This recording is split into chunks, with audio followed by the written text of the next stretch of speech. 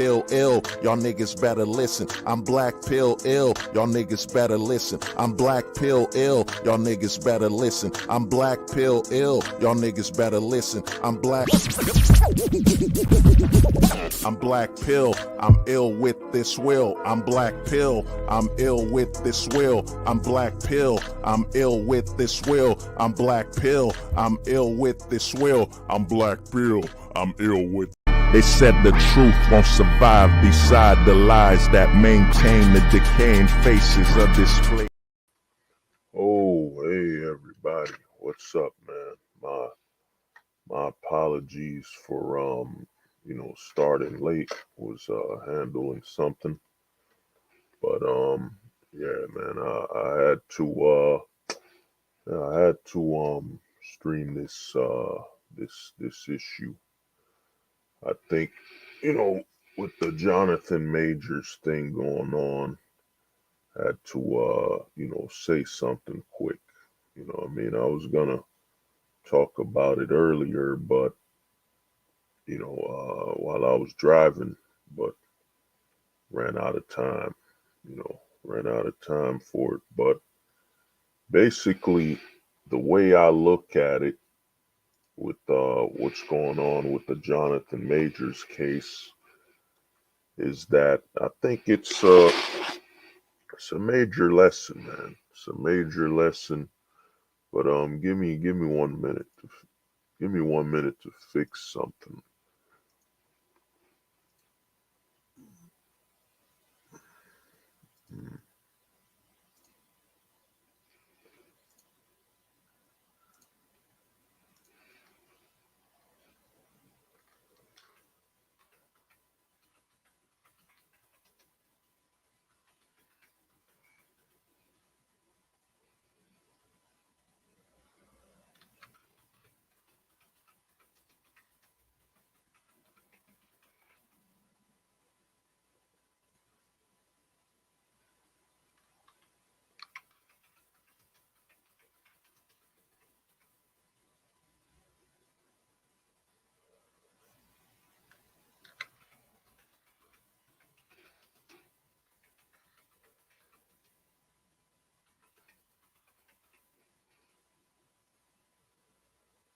Yep, just had to ask some questions, but yeah.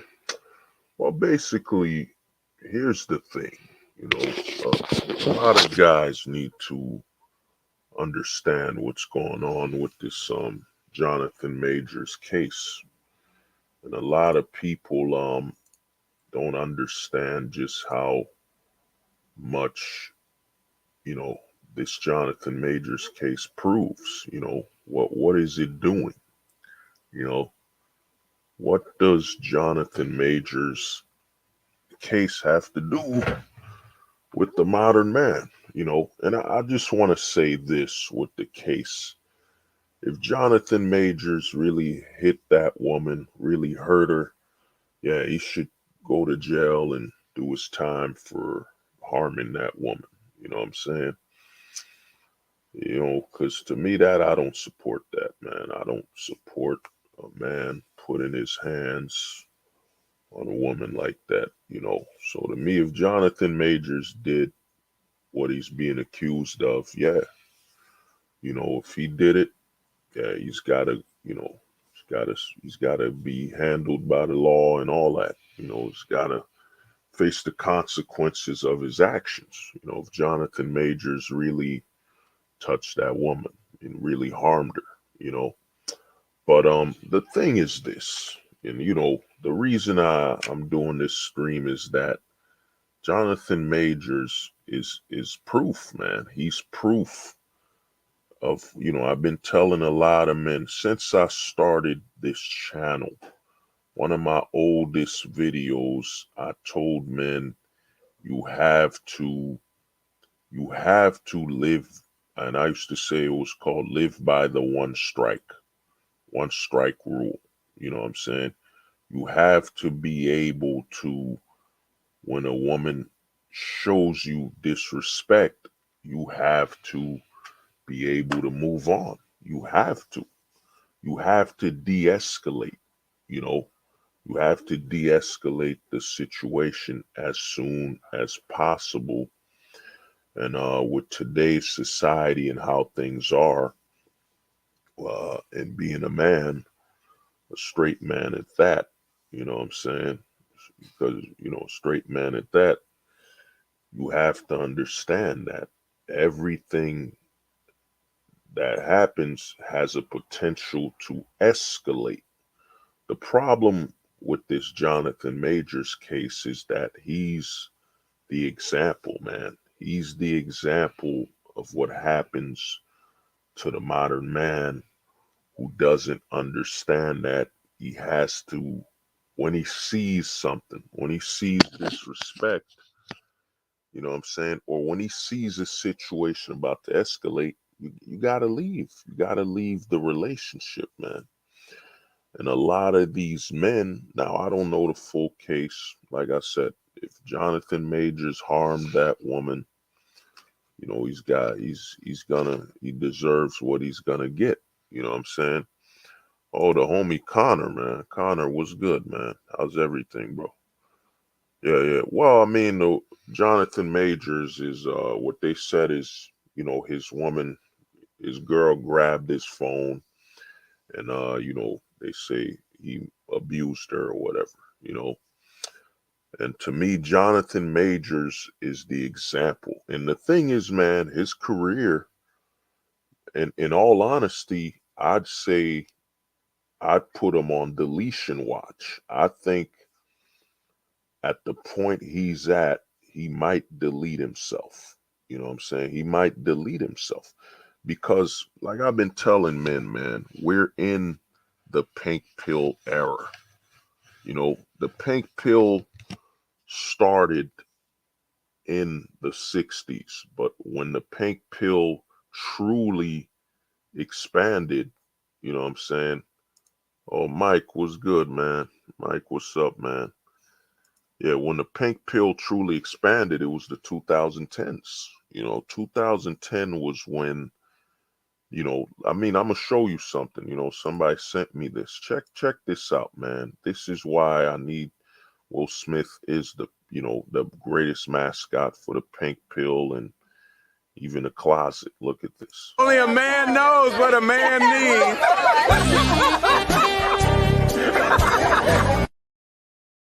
You know what I mean? You saw that? Yeah. So the thing is this, man.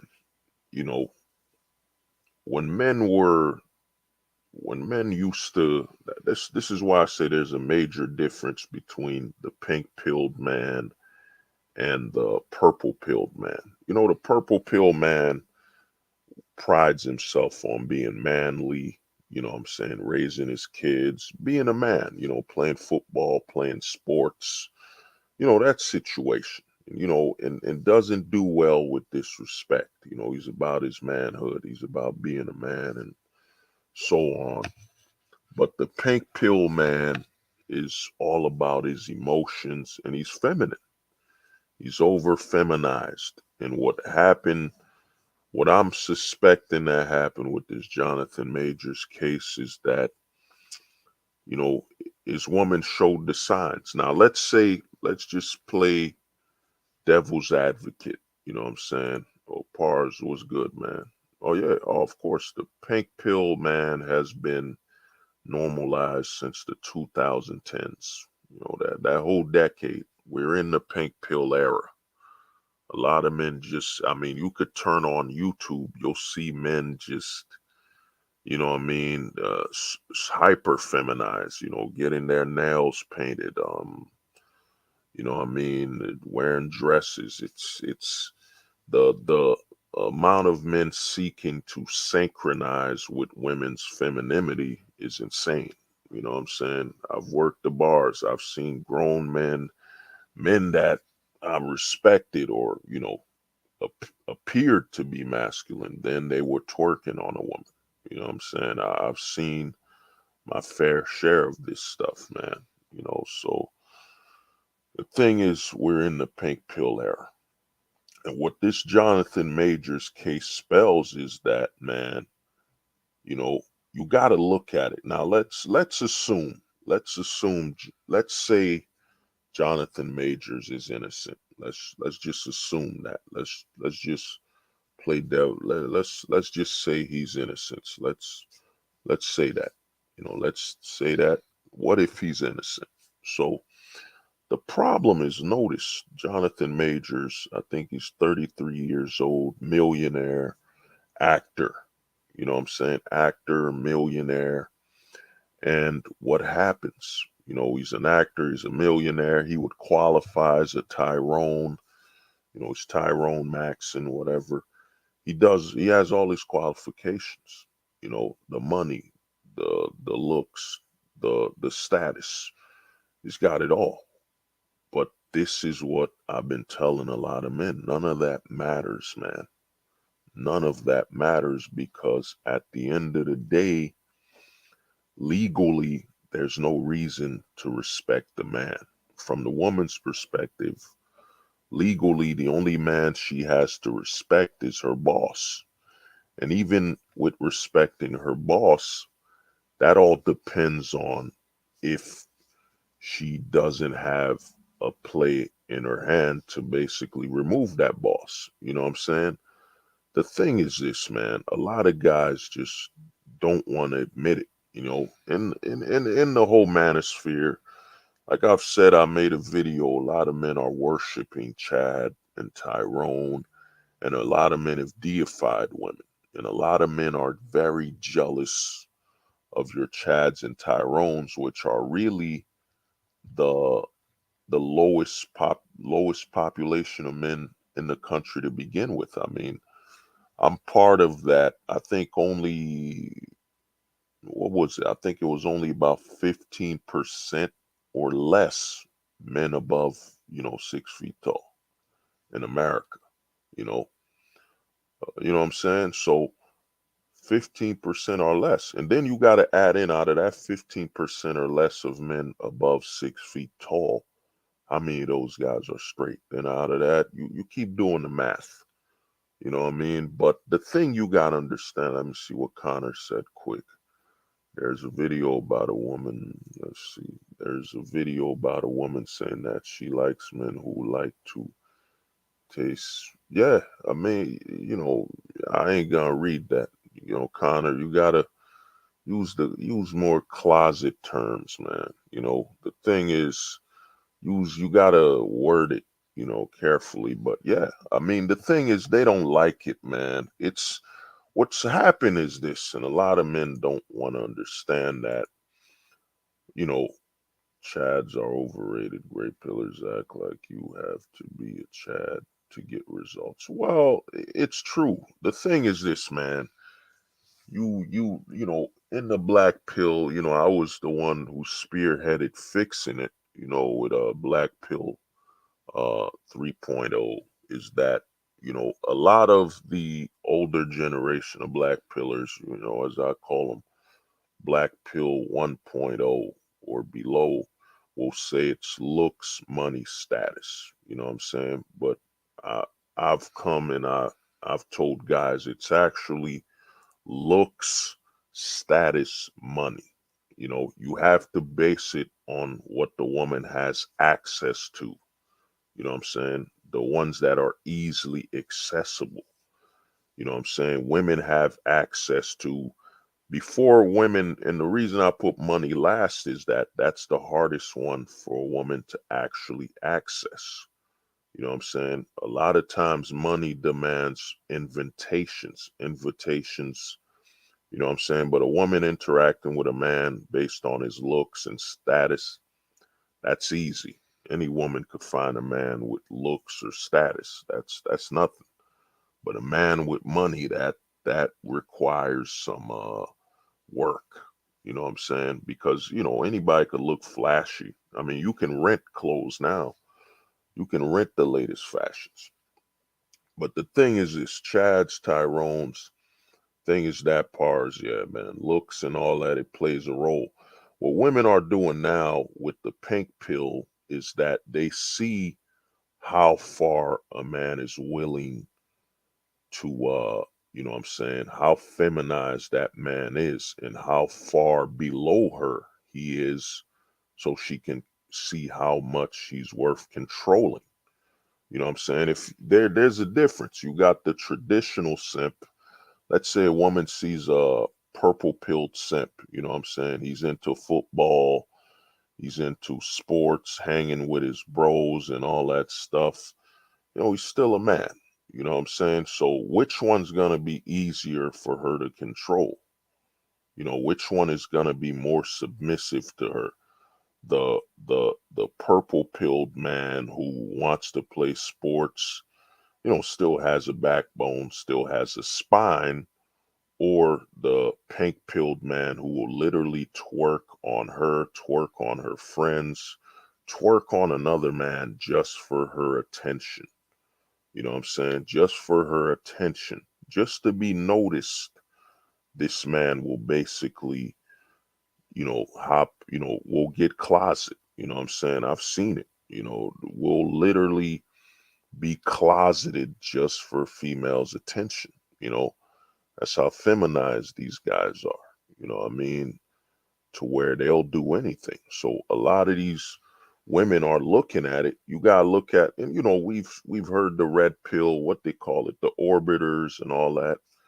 You know, when you think of guys orbiting, a lot of guys think, okay, it's like a dude calling her, texting her, trying to get her attention, you know what I'm saying? But there's the pink pilled man's orbit is far more different. He shows her his loyalty ASAP. You know what I'm saying? He's willing to sell out his sexuality just to be within her orbit, just to get some attention. You know what I'm saying? And the thing is this, you know, the thing is, the thing is this, Pars, man, you know, the homie. The blue pill is a man who doesn't know, you know, and the blue pilled man is rare.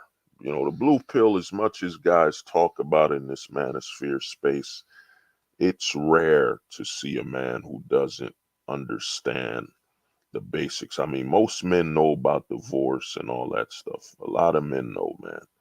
The blue pill is very rare, and I think most of the time it's children that are blue pilled and, you know, are naive to the world. You know, think it's all equal and all good. The blue pill is rare, man. There ain't that many blue pilled men. Nah, that's rare. Now, are there, you know what I'm saying? Are there, you know, because you walk around, you'll see guys tell you about, talk about somebody getting divorced and this and that. You know what I'm saying? Growing up in a single mom household, all that. You know, the blue pill is rare. You know what I'm saying? You're not going to find that many naive men these days anyway, you know, that just walk outside and think the dreams will all happen. But the thing is this, man, the pink pilled man is a simp that's willing to sell out his sexuality. You know, them guys that are twerking and, you know, doing female roles, like, you know, they're trying to court the woman by playing the role of a woman or her female friend. You know, they automatically sold out. What I've been telling a lot of guys with the pink pill is that a pink pilled man does not care about a woman cheating on him. You know, the cheating, none of that matters. The pink pilled man is all about emotional and feminized attachment. You know what I'm saying? Think about it. You gotta think about it and, you know, remove logic. You know, remove logic and look at the option for emotion, validation, and title. The pink pilled man will literally, you got to understand, and I said this on a previous stream. That's the only thing with all these streams. And, you know, I mean, I don't cut out the videos, I don't do all that short stuff. I always tell people, man, feel free. If you listen, you hear some content and you like, you know what, I like this one thing Hold the Truth Hostage said, I'm gonna clip it, cut it, re-upload it, make it a short, whatever. You know what I'm saying? Cool. Go with it. You know what I mean? I ain't gonna strike nobody's channel for, you know, reposting something I said without editing it and trying to make me look stupid. You know what I mean? But the thing is this, you gotta understand, man. The pink-pilled man is about emotion. It don't matter if a woman cheats on you if you're pink-pilled, because yes, she cheated on you, but you still get the opportunity to invest your emotion into her. You know what I'm saying? To invest your emotion in her. The pink-pilled man is all about the opportunity to show his emotional attachment. She cheats on him, he still loves her, right? The man still has emotional attachment to her. So what does it matter if she cheats? He still can show her his love. You know what I'm saying? He still can show her his emotional loyalty. What you gotta understand is when you think of a pink-pilled man, don't apply any logic. Don't apply the logical rules of a man who's you know masculine or logical at all. Apply the notion of opportunity to display emotional loyalty. You know what I'm saying? That's why you see a lot of these pink-pilled guys. Well, she cheated on me, but man, I still love her, man. I still want to be with her. I still love her. Out. You know what I'm saying? The pink-pilled man only values one thing. It's being in that woman's presence, being in her presence, and the title of being able to say, yo, she claims me. You know what I'm saying? She said she is my girl. It don't matter if she banging another dude on the phone. You know what I'm saying? The pink-pilled man will gladly send her to the bar to sleep with another man. She will come back home, you know, ranch dressing from another man all over her clothes. You know what I'm saying? Another man's ranch dressing all over her clothes. And the pink-pilled man will gladly look at her and say, she's had a rough night. Let me help her fall asleep.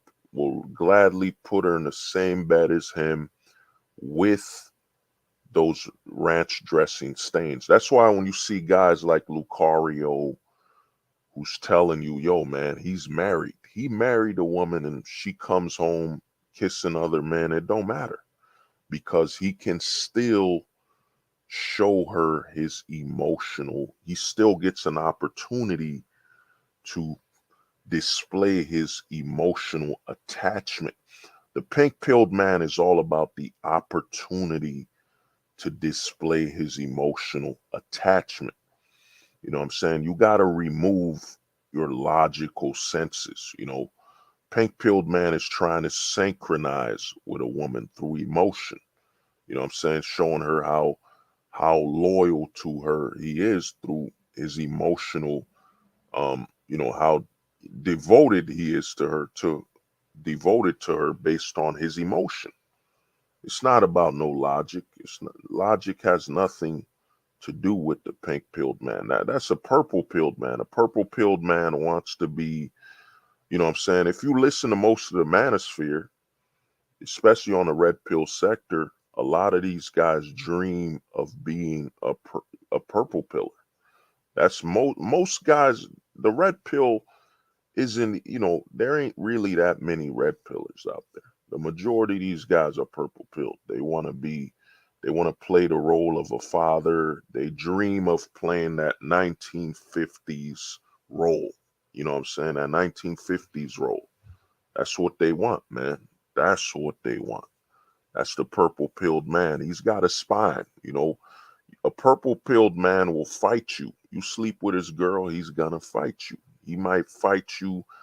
You know what I'm saying? He thinks, well, I beat up this guy she slept with. I displayed my masculinity.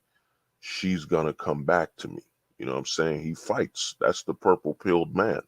The pink pilled man ain't gonna fight you. You gonna sleep with his girl and he's gonna say, did you enjoy it? You know what I'm saying? He's gonna feel hurt if you slept with his girl and you did not enjoy it. You know what I'm saying? You didn't enjoy it. You know what I'm saying? That's the difference.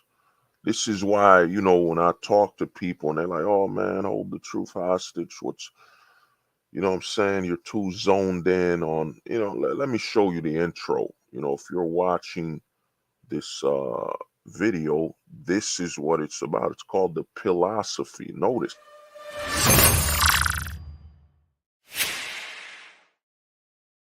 You know what I'm saying? You see the intro, all the pills fall, man.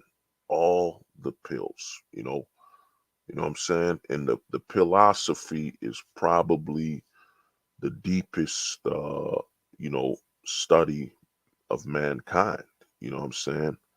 Of mankind, because this is the first time men are studying their own nature, how they behave within a society.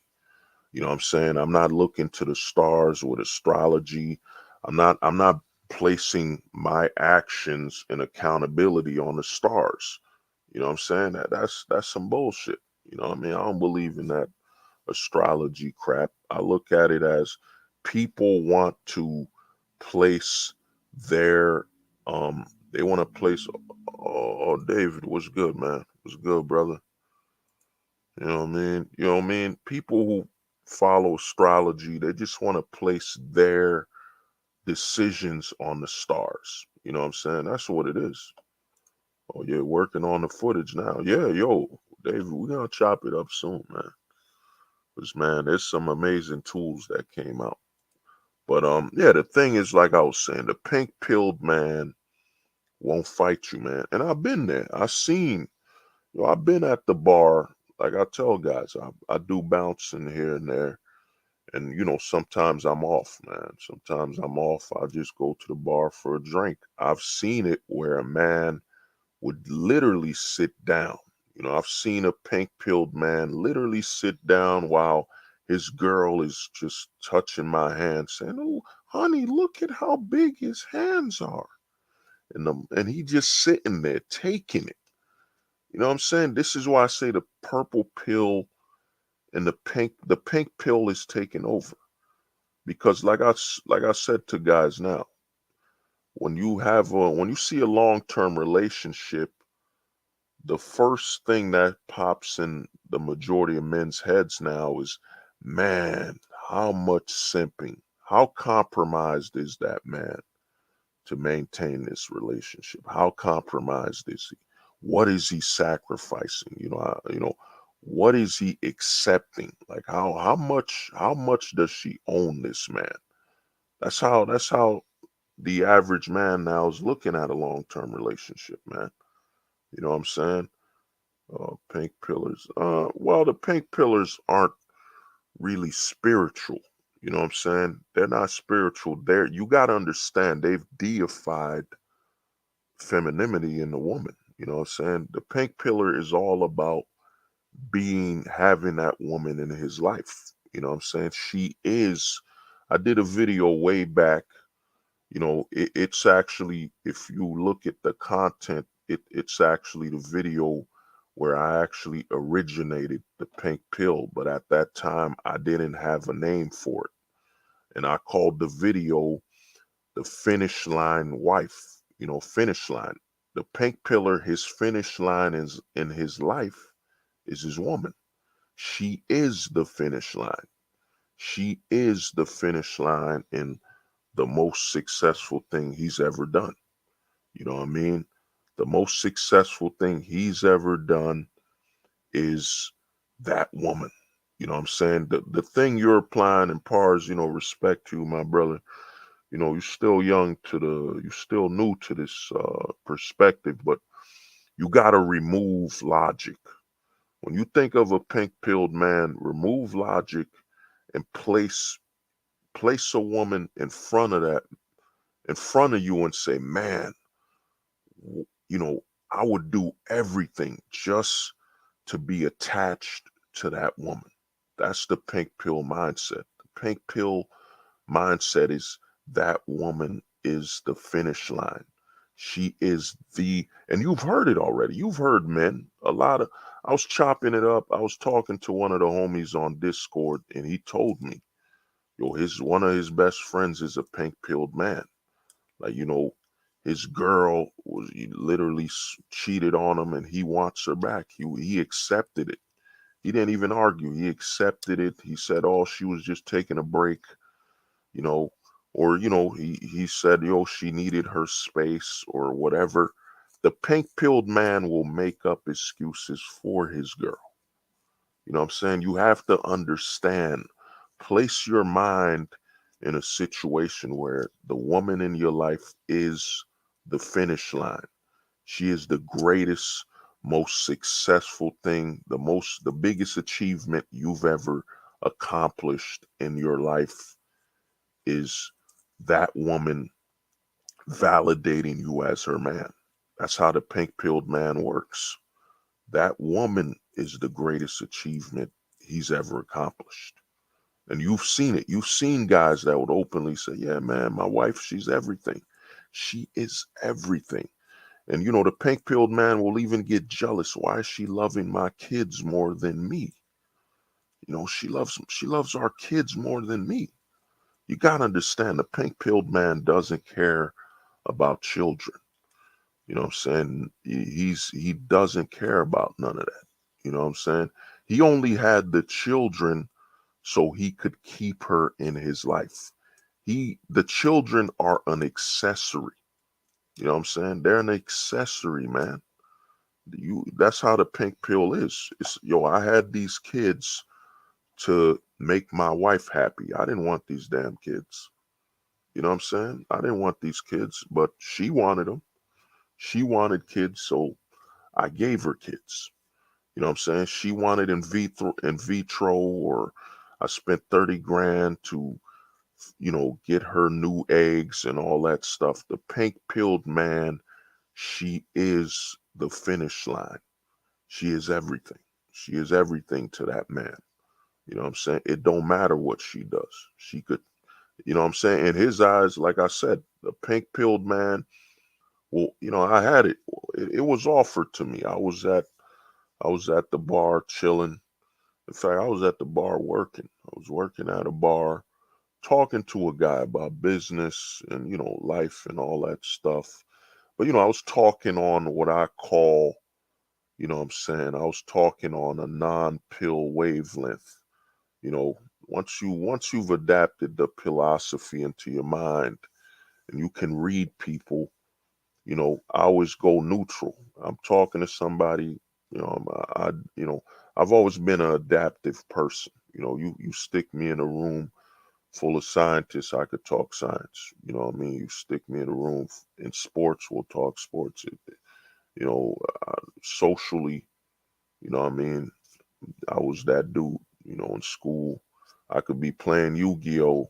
And then I could go to the jocks and be like, "Yo, man, who y'all think will win in this basketball tournament, or this basketball championship?" I was in the middle, but this dude came up to me. I'm talking business with him. Then he comes and tells me, "Yo, man, you want to fuck my wife?" I'm like, wow, man, wow, it's really happening. A man asked me to, fuck his wife. Wow, damn, this shit is real. The pink pill is real. It's happening to me in real life. The dude came up to me, "Yo, man, you see my wife?" And I'm like, "Yeah, I saw your wife." Out of respect, I'm a man of, the code. If I see a dude with his girl, I'm leaving her alone. Like, that's his property. That's his. I respect that. You know what I'm saying? So I won't even push it. You know what I mean? I remember I was flirting with some chick. I was talking to her and all that. And, she on you, she on me and all that. And then she said, "But I have a man." As soon as she said she got a man, you know what I'm saying? A trigger snaps in me. Oh, all right, I'm going to leave her alone. She got a man. You know what I'm saying? She got a man. I'm leaving her alone and I'm going to keep it moving. You know what I'm saying? But what happened is dude came up to me and he got bread. He got some money. He bragging about his money and all that. And I saw his wife, she looked good and all that, but I was being respectful. I'm like, all right, that's his girl. That's his wife, man. I don't disrespect the man. And another thing is I understand, with the philosophy and the black pill, and understanding life. I'm not jealous. I don't get jealous of another. I don't get jealous of a man with his woman. I've overcome that narrative because I understand if that woman has a man, that woman is lucky. That woman is lucky she has a stable, good man in her life. You know what I'm saying? That man at any time could get another woman. You know what I'm saying? I don't look at, that narrative. I don't fall for that narrative. Oh man, that guy is lucky. That guy is lucky he got that woman. Yo, man, he's so blessed. How is he blessed? Yo, that's a liability. You know what I'm saying? Most men don't understand what you give up for a long-term relationship. A lot of men don't actually even understand what marriage is. A lot of men don't even understand what the man sacrifices. You know what I'm saying? The man, to be in a long-term relationship with a one woman, a man basically agrees to sacrifice his fertility to synchronize with her limited window of fertility. You know what I'm saying? You might wake up one day at 40. Let's say you're with your woman. You might wake up one day 40, and let's say you had your kids young. Let's say you had children around 25, and you're like 40 years old, and let's say your woman is like 38. You're 40, she's 38, and you're like, you know what? I want to have another kid. I want to have another child. But you're like, dang, she 38, man. I don't want to risk that kid being born with a mental illness. Damn. But, well, I guess I won't have a kid. You know what I'm saying? I won't have a child. I want another kid, but I'm with this one woman. You know what I'm saying? That's what marriage is about. One woman. There's no polygamy. So I'm with this one woman. You know what I'm saying? And she loves me. She's loyal, but she can't give me another child at 38. The risk. You know what I'm saying? I love her. I'm with her and all that, but she can't give me the risk of her having a child at 38. It's not worth it. That's what a lot of men don't understand, man. A man in a long-term relationship, a man sacrifices his fertility to be aligned to her limited fertility. You know what I'm saying? Her limited fertility window. That's what a lot of men don't talk about in this manosphere. Is, he got married to her. Nah, man. When a man agrees to be with just one woman, he basically limits and sacrifices his fertility. He basically says, I'm going to ignore my fertility while I'm with you. This is why you see certain men and you're like, man, his wife loves him and, he's happy, whatever. But man, why is he so stressed? Like, why? He's got a good job. He's got a loving family. Why is he stressed? Maybe he wants more family. You know what I'm saying? No one ever looks at that. No one looks at the biological wants of a man. You know what I'm saying? This is why you keep seeing this narrative being pushed out that, yeah, at 35, you start losing your testosterone. You start losing your ability to have kids. Men slow down. You know what I'm saying? They keep selling this narrative. So these men go into these relationships with this, oh man, I'm running out of time. My fertility window's running out. No, they want to make sure that, okay, you're a man at 35. They have to break the man down. You know what I'm saying? They got to break you down so when you're in this long-term relationship, you think, you know what I'm saying? That's why, you try to synchronize with the woman that, oh man, we're both in our 30s, we're both in our 40s, man. I shouldn't want any more kids. You know what I'm saying? So that man becomes feminized. You know what I mean? That man becomes feminized, so they keep pushing this narrative. Oh man, you're 35. Like, I'll give you an example. You know, I tried asking the internet this. I tried even asking a doctor, you know, how come there's not a study on, on sexual, what they call that word? I'm trying to, yeah, there it is, sex drive. How come you ever thought about this? How come there's not a study on inheriting sex drive? You know, inheriting it. You know, they always tell us about we inherit our father's height, we inherit our father's appearance, physical features, but they never talk about if you inherit your parents' sex drive. You know what I'm saying? Let's say your pops was out there just wild, just a wild man, just having multiple kids and all that. Do you inherit that? Like, do you inherit your father's, sex drive? Is that something that could be inherited? You know what I'm saying? Notice they never do this study because they don't want men to understand that, yeah, man, you're sacrificing something in a one woman relationship. You're sacrificing. You know what I mean? Let me see what you said. Remember when you said you locked eyes with a woman at the bar and kissed her and she pulled back because you were too masculine? That was a simp hunter. Oh, yeah. Well, yeah. I mean, I was at a bar once, man, with a chick. She came in the bar, like you said, and I told this story way back. She came with a girlfriend, boom, locked eyes. Because the thing is this, man, a lot of men don't understand that even with all this feminism, anti-man, male bashing crap, if you look at a woman in the eyes, you know what I'm saying, not in a weirdo way, the eyes do not lie, man. The eyes tell her, you're a man, you're masculine. You know what I'm saying? I've looked at women in the eyes, and a woman, what usually happens if you got eye contact is a woman will basically melt and become feminine and submissive because, she can't, you know what I'm saying? She can't, when she looks at you, she can't look at you and, you know what I'm saying, scare you and all that. She can't do nothing. The eyes determine our roles. You know what I'm saying? You know, it's a dominance thing.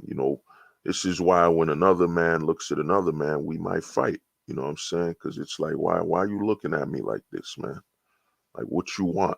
You know what I'm saying? But you look at a woman eye to eye contact. Like, I'm gonna be real with you, man. I'm at work. If I'm at work, I try to avoid eye contact too much with a woman, man. You know what I'm saying? At work, because that eye contact, you know, might show her I'm interested. And then, a lot of women aren't used to men being man enough to look them in the eye. Like, you know what I'm saying? That's what, when that chick walked in the bar, and I'm going to tell you, I said this over 2 years ago. If you can look a woman in the eye, you're basically telling her that your breast, your ass, none of that can control me. I could look at you. I can look past all that and look you right in the eye. Your breast and all that stuff, it has no psychological advantage over me. You know what I'm saying? And that shocks most women. You know what I'm saying? Because most men have been trained. We've been indoctrinated with, oh man, yo, I'm walking up to this chick. That's the scariest thing. Oh my God, what if she were, they've trained us to look at women like war. Like, if a woman rejects you or you walk up to her, it's got to be the scariest thing in your life. I won't lie. It affected me growing up, whatever. You know what I'm saying? I'd be so focused on, people, not being embarrassed or disrespected that, what I'm saying, I'd let some chicks pass. I could count. Part of me's kind of haunted. You know what I'm saying? This might sound funny, but, I'm haunted by pussy's past. Haunted. What haunts you, man? I'm haunted by pussy past. You know what I'm saying? Like the chicks I could have banged. I look back at it, and I'm like, wow, man, I passed up on a lot of broads. I was so zoned in on I can't be disrespected. But at the same time, like I said on a previous stream, I look at it and I'm like, man, if I didn't pass up on that, I could have been a father of who knows how many kids right now. I could have been a father of potentially 5, 10 kids. I'll break down the math to you. Like a lot of guys look online and say, yo, man, how the hell did this guy become a father of 15 kids? Like how? How did he become a father of 15 kids? A lot of people look at this like this is impossible. No, it ain't, man. If you that, if you so-called meet that looks or status, whatever, you gotta do the math. It takes 9 months. It takes about 9 months for a kid to be born. Let's say 9 months without all of the you know, without any of the issues, you know what I'm saying, health issues or premature birth and all that stuff. So let's just say 9 months. And then it takes a woman, what, 4 to 6 months to show she's pregnant. You know what I'm saying? And then to go further, it only takes a man, what, a second, you know what I'm saying, to bust some ranch dressing on her and bang. So let's say you slept with one chick, you know what I'm saying? You slept with her and then you go to a bar or wherever you go, you sleep with another. You know what I'm saying? You boom boom, you keep like a damn ping pong. You sleep with that. The next thing you know, man, you got potentially 5 to 15 kids on the way. Like, I mean, it's not that hard. If you have that option, it could be done. You know what I'm saying? It could be done. You know what I'm saying? That's why a lot of guys look at it and say, yo, man, how did Chad and Tyrone end up with 10, 15 kids? Dude, you know what I'm saying? It's not like a guy stops having sex, waits 9 months, for the chick to get pregnant. No, man, dude, he's got them options, one night stand after another and bang. Next thing you know, this is why one man could repopulate the world. Like we don't lose anything. We don't sacrifice. We don't have to grow the kid or have the kid in our body. It doesn't affect us. You know what I'm saying? We shoot and keep it moving. You know what I'm saying? You shoot the ranch dressing and then you move on to the next one and you shoot the ranch dressing. You know what I mean? So it isn't that much for a man. That's why sometimes I look back, like there used to be regret. When I was in my simplified stage, when I was simping out, I regretted some of my decisions. But then, as I thought clearer and clearer, as I became aware of the laws, I'm like, damn, I might have saved myself, man, because Lord knows, man, I could have easily been a father of potentially 5 to, man, who fucking knows, man. It could have been, I mean, instinctively, I knew the cheat code. The cheat code is I'd look at a woman in the eye, you know what I'm saying? And, like I said, I'm aware, I've been in the black pill space. I say, oh, you're 6'7", you know what I'm saying? You don't know nothing, you don't have to face the issues and all that. I'm like, yeah, 6'7", but once I realized the legal ramifications, I was like, yeah, man, this is man, I might have saved my life, man. If I look all the way back, like I look all the way back, like if I basically rewind, rewind, go all the way back to opportunities, man, I could have been potentially a father before 5th grade. You know what I'm saying? It could have been before 5th grade. You know what I'm saying? Could have been a father. You know what I mean? 6th grade could have been a father. 7, 8, 9, 10, 11, 12, college. The opportunities were there. You know what I'm saying? And they were, instinctive. You know what I mean? The big difference between Chad and Tyrone, and why all these dating coaches, it's a scam, is that, dude, Chad and Tyrone, they have what they really have is the primal options. It's primal. You know what I'm saying?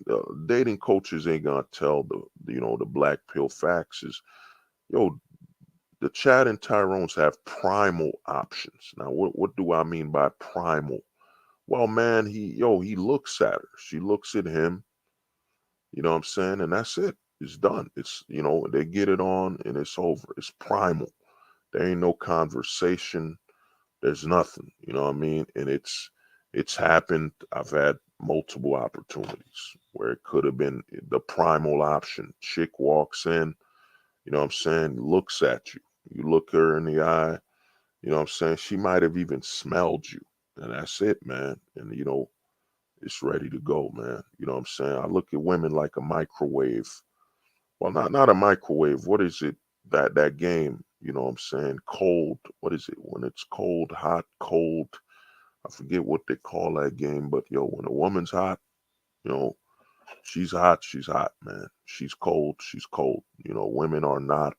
It's when a woman's cold and, you know what I'm saying, pretends, that's a woman that's manipulating your sexual desire for her. You know what I'm saying?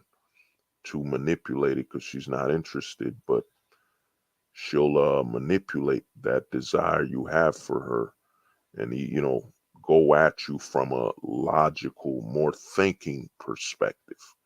You know what I'm saying? Because most of the chicks I met, man, what is it, from New York?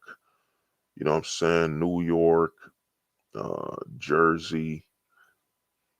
You know what I'm saying? Even chicks from, what is it, that there was a chick I met once from Florida. She flew back here, hit me up, whatever. You know what I'm saying? The options were wild, but the fear of God, man, the fear of like I said, once you've seen the law, man, once you you know what I'm saying, what's crazy about it is this, they say a man thinks about sex a lot, and it's true, but a man who's been traumatized by the law, you become looped, you become in a loop, where your sexual desires, you know, keep colliding with your legal awareness. So you're like, man, I want to bang all these chicks, you know what I'm saying? But at the same time, your legal perception says, yeah, you do that, you know what's coming. You know what I'm saying? You know what's gonna happen. You know what I mean? You know the law. You know what the legal ramifications will happen. You know what I'm saying? It becomes a war, man. It becomes a war of your biological wants and needs versus your mental awareness. You know what I'm saying? So it's a constant collision. So, you know what I'm saying? You're still wanting sex and all that stuff, but your mind is too active. Also, I'm a dude, I suffer from, I think too much. It's very hard for me to not think. You know what I'm saying? Even when I'm not thinking, I'm thinking about not thinking. You know what I'm saying? I'm one of them dudes where the mind is always on. You know what I'm saying? Even if I'm sleeping, I'm thinking about sleeping. You know what I'm saying? So, the mind is on, the motor's always running. You know what I'm saying? So, oh yeah, let me see, Pars, what you said. A lot of Chads I knew fell off. Well, I mean, that's the thing. Chad, it's inevitable. We talked about this over 2 years ago. Chad will eventually be is he will become a simp, man. It's inevitable. You know what I'm saying? The last time being a Chad was successful was in the 50s, man. Today's Chad is literally his own physical body is a trap. You know what I'm saying? He gets all these chicks that were interested in him in high school. He gets all of them. He finally finds one of them he's hooked on. And eventually, guess what happens? He literally becomes what that woman doesn't want, which is a man who won't, a man that wants to stay, that the threat of him leaving is no longer there. A lot of guys don't understand that when the government overstepped its boundary, what happened is women are only interested in a stranger. They're interested in a man that will leave, and a man that's a stranger. Stability is boring. I mean, and the media did its job. The media successfully demonized stability. You know what I'm saying? Oh man, they ran that propaganda years ago. It's funny how you watch movies, man. Hollywood, there's so much they showed you, what I mean? And the bad boy, a lot of people don't even understand that the bad boy was created. You know what I'm saying? That whole perception is from the media and the government. You know what I'm saying? The whole perception was created. You know what I'm saying? You combine the laws and the media basically saying, look at all these houses in the suburbs. They're all the same. They're all boring. She needs more, surprise and, all that stuff. And they demonize stability. A lot of men didn't get it. They didn't watch. They didn't see that, to destroy stability, they had to create the bad boy. I'm not saying there was never a bad boy, a guy who's an adventurer or whatever. But those guys were few and far. And the other thing was a lot of those women who grew up under the thumb of their fathers and their family, who would be disowned and all that stuff. And another thing is they were raised so well that yeah, they saw that person as a danger to their family. So interest in a guy like that was not as highly touted as you see, but the movies made it so. The movies made it that, yeah, the bad boy is just normal that a woman's interested in the bad boy. You know what I'm saying? It's normal. You know what I'm saying? When it isn't, it isn't normal. It isn't normal that a woman would want somebody that would literally provide no stability.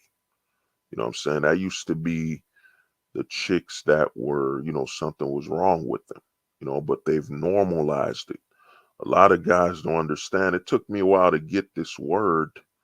You know what I'm saying? I try to metaphors, words, that we're in a society now, we're in a CICS, comfortable in chaos society. You know what I'm saying? Everything's about being comfortable in chaos. The bad boy, even the narrative that, oh man, stay at home wife. Yo, man, women have been working since the dawn of men and women. They've always been working. This whole narrative, it's stay at home wife, that was created to basically put men to work more and make more money. You know what I'm saying? That's a narrative. There was never a time where a woman just stayed at home. She didn't do nothing. She didn't work. Like, I mean, no women ever in the 1700s were helping out or running some of the shops, selling, lemonade or juices or fruits. Come on, man. You just look at Mexico. A good example is look at Mexico. I myself went to Haiti. I went back to Haiti. There were women selling fruits, walking around, selling fruits, selling goods. Come on, man. This stay-at-home wife thing, most guys don't even understand that it's propaganda. And it's actually a disadvantage. So you're gonna just get a woman, you're gonna get with her, and you're gonna tell her she can't help, she can't do nothing but stay at home. You know what I'm saying? Stay at home and not be someone that could, like a helping body. Basically, you're telling her you'll be her babysitter. A lot of guys don't even know that the stay at home wife is a narrative. It's a narrative, man. You know what I'm saying? Look up Haiti, like, look up Haiti, look up Jamaica, look up India, look up all these countries, man.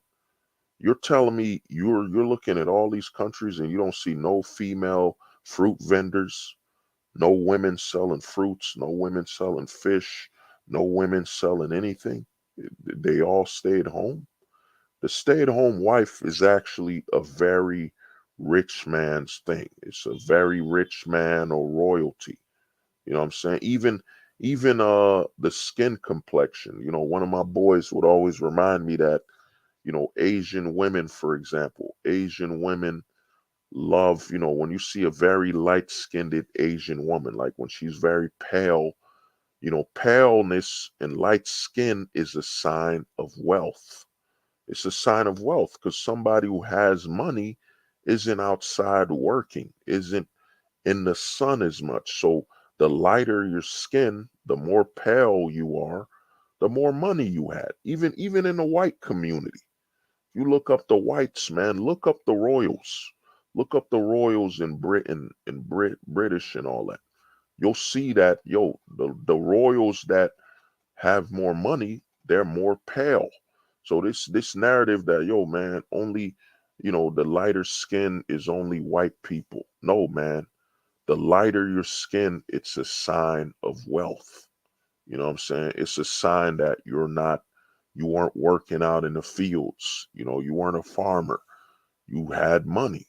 You stayed at the home. You had people work for you. They were in the sun growing your crops and getting you ready for food.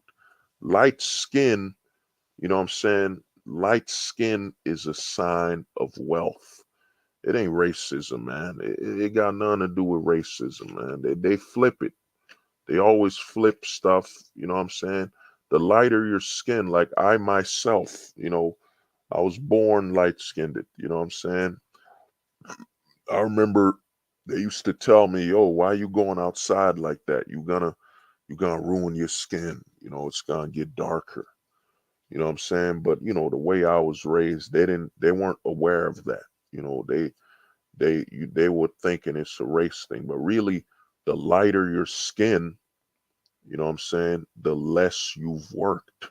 It's a sign you haven't been outside as much.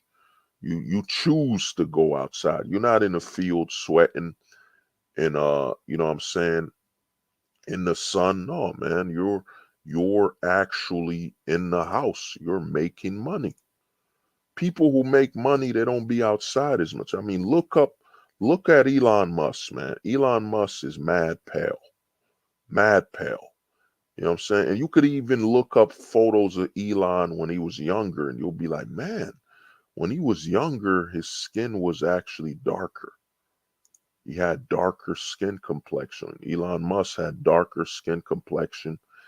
And when Elon got rich, Elon Musk's skin actually got more pale. Cause guess what? Elon ain't running through the town to, you know, get the company running. No, man, he's got money. The more money you have, now you choose when you interact with the sunlight. You know what I'm saying? You know what I'm saying? Notice whenever they showcase a vampire, notice how they showed Dracula. Dracula ran a whole castle. He was wealthy. You know what I'm saying? They always show somebody extremely pale. If it isn't about albinos, notice that whenever you think about a pale character, you associate it with wealth. You know what I'm saying? Dracula, big mansion, big castle. You know, even Blade, like, you know, when you watch the movie Blade, like the vampires were known for having extravagant, rich lives. Because, dude, the lighter your skin, the less you have to interact with the sun. Like I myself, if I stay indoors during the winter a lot, you know, skin gets super light again. You know what I'm saying? My skin gets a lot lighter because I'm not outside. You know what I'm saying? Your complexion actually, you know what I'm saying, is a sign of wealth. So, you know what I mean? Some people say in the black community, they'll be, oh man, they like you because you light skinned. Yeah, because, dude, my skin is a correlation of potentially wealth, my status, and potentially my education and all that. You know what I'm saying? A lot of guys in the black pill community, like I said, man, you judge things on the surface. You know what I mean? You don't go deeper. You go deeper, it starts to make sense. You stop falling for that narrative. racism this, racism that. No, man. The lighter your skin, it's a sign of wealth. You know what I'm saying? This is why you see what's that? What's the he's a superstar in the black pill community. That light skinned dude with that got out of jail. Jeremy Meeks, I think his name's Jeremy Meeks or whatever. Shout out to MD when he said the Meeks pill, whatever. You know what I'm saying? Jeremy Meeks, dude, he's light skinned. And a lot of darker skinned black people or darker skinned Indian or Mexican, whatever, say, oh man, he's light skinned, man. He's white. No, man, that light skin, the lighter your skin complexion, it's a sign of potential wealth, and it actually makes people naturally more comfortable because they're like, man, if he's light skinned, instinctively you're like, man, he's got to be coming from some money or something. You know what I'm saying? You feel more comfortable around a lighter skinned person because you're attributing their skin complexion to the income, the money they're making. You know what I'm saying? So that's what a lot of skin does. But they've, as usual, the media, the government, of course, they'll flip it and say, oh, it's racism, blah, blah, blah. It's race. It's race. No, man. Complexion has to do with money. You know what I'm saying? Jeremy Meeks, he was light skinned. And, you got to look at him being light skinned. You know what I'm saying? It also attracts lighter skinned people. You know what I'm saying? If you're a white person, if a person's white, you know what I'm saying, and he sees a light skinned, black man, whatever, there's more comfort. Maybe, they're like genetically, they're like, yeah, he might have some white relatives or something. So he might not be as aggressive towards white people because he's got white people in his family.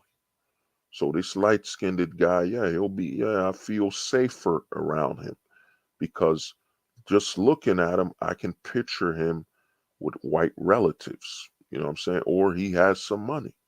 I don't, the lighter your complexion, money has money and safety. You know what I'm saying? Like I tell guys when with Black Pill 3.0, I created the saying, looks equals safety. Attraction equals safety. Attraction equals safety, man. You know what I'm saying? If someone's attractive to you, they feel safe. You know what I'm saying? That's why even a guy like me, I'm 6'7", man. I'm 6'7", dude. If a girl's attracted to me, she don't know me. She don't know me. I'm a stranger. But because that woman's attractive to me, she feels safe. Now all of a sudden, my hand is around her shoulder. You know what I'm saying? We kissing or whatever. She don't know me. Attraction equals safety. You know what I mean? The man she's attracted to can't be a stranger. You know what I'm saying? He can't be. That's why I've been telling guys attraction equals safety. You know what I'm saying? Why do you think a lot of they said a lot of these serial killers that are attractive got more bodies on them? They killed more people because the women around them and the people around them felt safe. You know what I'm saying? When someone's attractive, people feel safe, man. That's, what I'm saying? Of course, there's some genetic aspect to it also. You see someone, they're fit, they're in shape, they look good, and all that stuff. You look at them genetically, and you're like, wow, that person's has to be sane and healthy. Because one of the biggest problems we have is people really think we're that evolved. You know what I'm saying? We're that removed from, you know what I'm saying? We're so scientific, we're so removed from the primal aspect when if you think about it, man, we didn't get electricity in all the homes until what, the 1950s, 60s. We didn't get running water on all the towns and cities. That means the majority of people were living in darkness or with fire. They needed fire or candles. I mean, I think if you look up the candle sales, It'll tell you. So we've been living in darkness, man. People overestimate just how evolved we are, man. You know what I'm saying? And the thing is, a lot of, they've been training us, yo, man, don't judge the book by its cover, but that's what got us to where we are now. You know what I'm saying? The our ancestors, oh man, he's sick. Like he looks sick, he looks malnourished. He might have a disease and we might die. So we keep away from him, or they shunned him or threw him out or whatever. You know what I'm saying? Or they notice he's sick, man. They would have him, help the women, gather fruits and all that stuff. You know what I'm saying? You know, so a lot of people just think we're that evolved, man. We're not, man. We're not that evolved as you think. We're not that far removed from the caveman days. You know what I'm saying? We're not that far removed. And a lot of genetic and here's the thing, man. We don't know. You know what I'm saying? Like what happens when you look at a woman you're attracted to? You know what I'm saying? Like, attracted, like, you looked at her and you're like, man, I could picture, I don't even picture like a part of you just looking at her. I'm like, yo, I want to give her a baby. I want to give her a baby just looking at her. You know what I'm saying? And you're not even thinking. It's just your genetics is taking over. You know what I'm saying? Your instincts are taking over. You just look at her and you're like, damn, man, I would. You know what I'm saying? I'd give her a baby in a heartbeat. No questions asked. We don't know, you know what I mean? We don't know, man. We don't know, all the stuff. We don't know the chemicals, like, we don't know the chemicals that are triggering all these reactions, man. You know what I'm saying? The human body, man, is still an unknown, yet completed puzzle, man. It's just not complete. We don't know, man. And some stuff we do know, they're trying to train us not to rely on. Yeah, don't judge the book by its cover. You know what I'm saying? So I'm walking across the street, I see a gang of guys. Yeah, don't judge the book by its cover. I'm gonna walk straight into a gang of guys that look like they up to no good. Nah, man, I'm crossing that street. I'm crossing the street before we even make eye contact. You know what I'm saying? I'm not even gonna create a scenario where that could potentially happen. Give me 1 minute. We get a walk.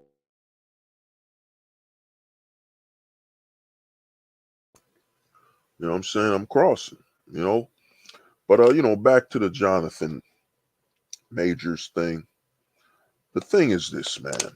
Johnathan Majors, and I could show you videos. There's a video of a black guy saying, "Oh man, if it was Ezra Miller, I don't know if y'all know Ezra Miller. It's the guy who plays Flash, the new movie coming out.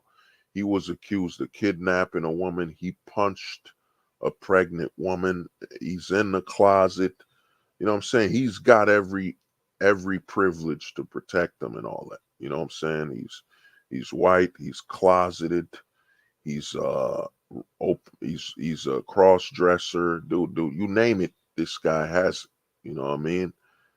And the thing is, what they're doing is they're saying, well, with Johnathan Majors situation, they're saying, well, if he was white, none of this would happen.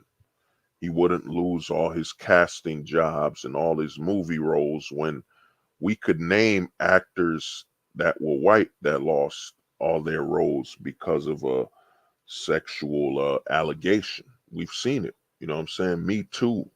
We've seen all that crap. You know what I'm saying? And the majority of the country is white anyway. So who you think's gonna get hurt the most with this thing? You know what I'm saying? But the thing most people aren't looking at with this Johnathan Majors thing, where he grabbed, where they're claiming he abused her and hit her or whatever, is that most people aren't looking at, why would, to me, if you're black pilled, you've been around, like, people been around me, you know what I'm saying? Been around me and stuff like that. We talked the biggest issue I see with the Jonathan Majors thing, is that why would she be that comfortable to just snatch his phone? You know what I'm saying? Why would she be that comfortable to snatch his phone? If it's true that she snatched his phone, then he retaliated. This ain't the first time it happened. But it's not even about if it's the first time. It's that why would she be this comfortable? This is a man who's an actor. He's giving, he's providing for his family. You don't know who's texting him. You know what I'm saying? It might be a woman. Yeah, it might be another woman texting him to run through a script. Run through a script she's working on. You know what I'm saying?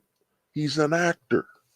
You know what I'm saying? He's an actor. If any of us here were actors, you might get text message or DMs from someone role playing with you. She's role playing a scene. She's gonna be a damsel in distress or whatever. So y'all role playing. She texting you back and forth. You're a goddamn actor. You know what I'm saying? So to me, what troubled me is that she was that comfortable to just pull his phone, which means he let that happen. That happened before. You know what I'm saying? This is what a lot of men don't get, man. This is why, I shout out to the homie Pars with what Pars said right here, man. A lot of Chads I knew fell off hard. Yeah. Because the biggest mistake a lot of men leading with their looks, their status, and even their money, they think, man, that's gonna get them past the government. That's gonna get them past the law. That woman knew she got the legal advantage, man. And here's the thing, man. To compare, I made a video on this with King Riches. I made a video called Chad versus Tyrone, where I literally broke it down. Chad versus Tyrone, and like I said, in America, the most disposable man is the black man. The black man is naturally the most disposable man in this country because he is, of course, he's not the majority, and B, black people don't really invest in politics. You know what I'm saying? Black people don't invest in politics. You'll hear a white person say, "Yeah, man, I know this lawyer, I know this judge. I fundraise." You know what I'm saying? The white person's literally telling you, "Yo, man, I'm not interested in Lambos and Gucci. No, I'm interested in lawyers, judges, and politicians." You know what I'm saying? The people that are truly successful, you know what I'm saying? They're not celebrating vehicles and cars. No, they're celebrating politicians, connections. And if even if you're black listening to this, you know what I'm saying? We could try a little small exercise. We'll try an exercise right now. When you think of a black person, what do you think? You know what I'm saying? What is the first occupation that pops up in your head? You know what I'm saying? What is the first occupation? I'll give it a I'll give it about, we'll give it 10 seconds, We'll do the bump, bump, bump, bump, boom, boom, boom, some Jeopardy. You know what I'm saying? The first thought that pops up when you think of a black person, okay, athlete, rapper, maybe thug, singer, you know what I'm saying, musician. Now, when you think of a white person, potential cop, potential lawyer, potential politician, potential rocker, you know what I'm saying? There's bigger levels of diversity in your thoughts, and there's more thoughts of authority. You know what I'm saying? Thoughts of authority. You know what I mean?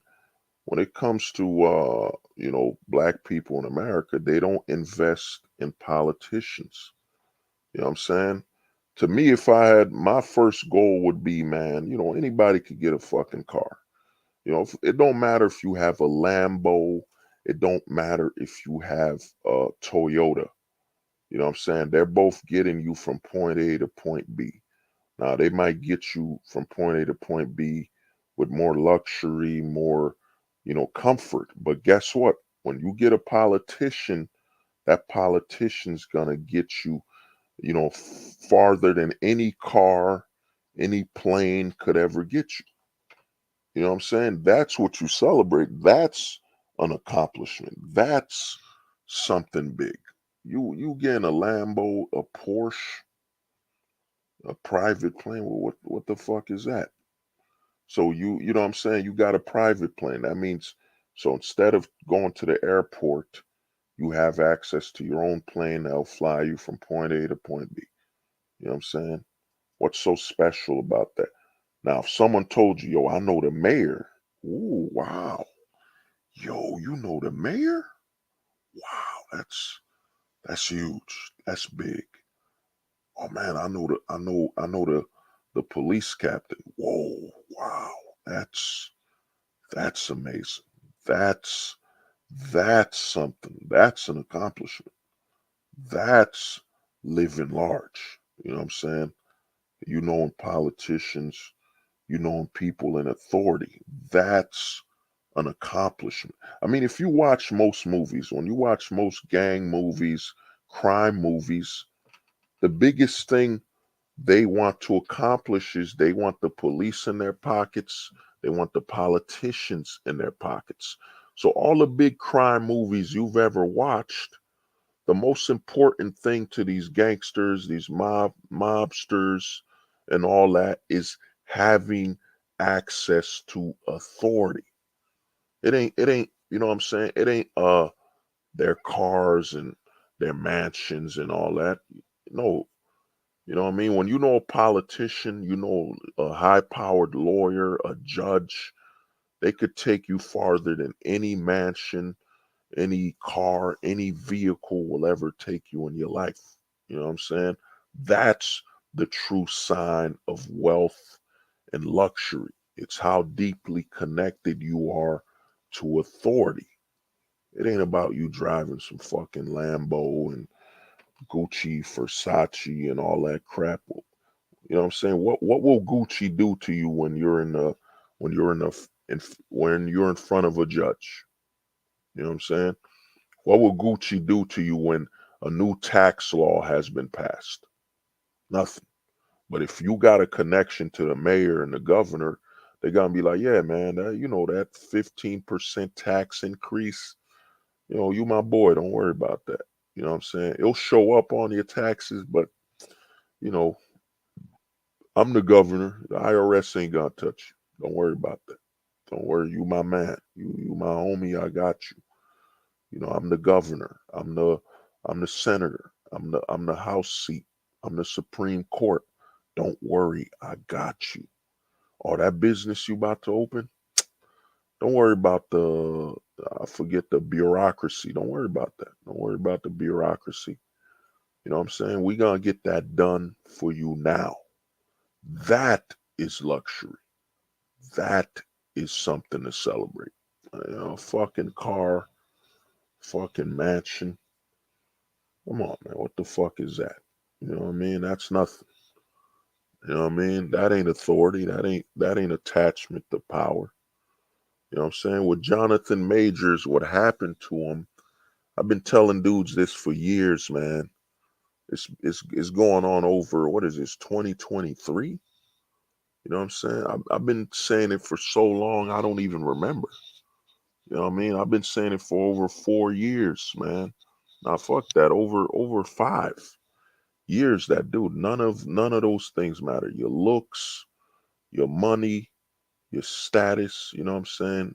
None of looks, status, money, none of that matters, because at the end of the day, none of that will protect you from the legal ramifications. You know what I'm saying? What happened with Johnathan Majors, now, if he abused her, like I said, if he truly abused her, yeah, man, he deserves what he's gonna deserve. He's gonna go to jail, whatever. He deserved what he deserved. You know what I mean?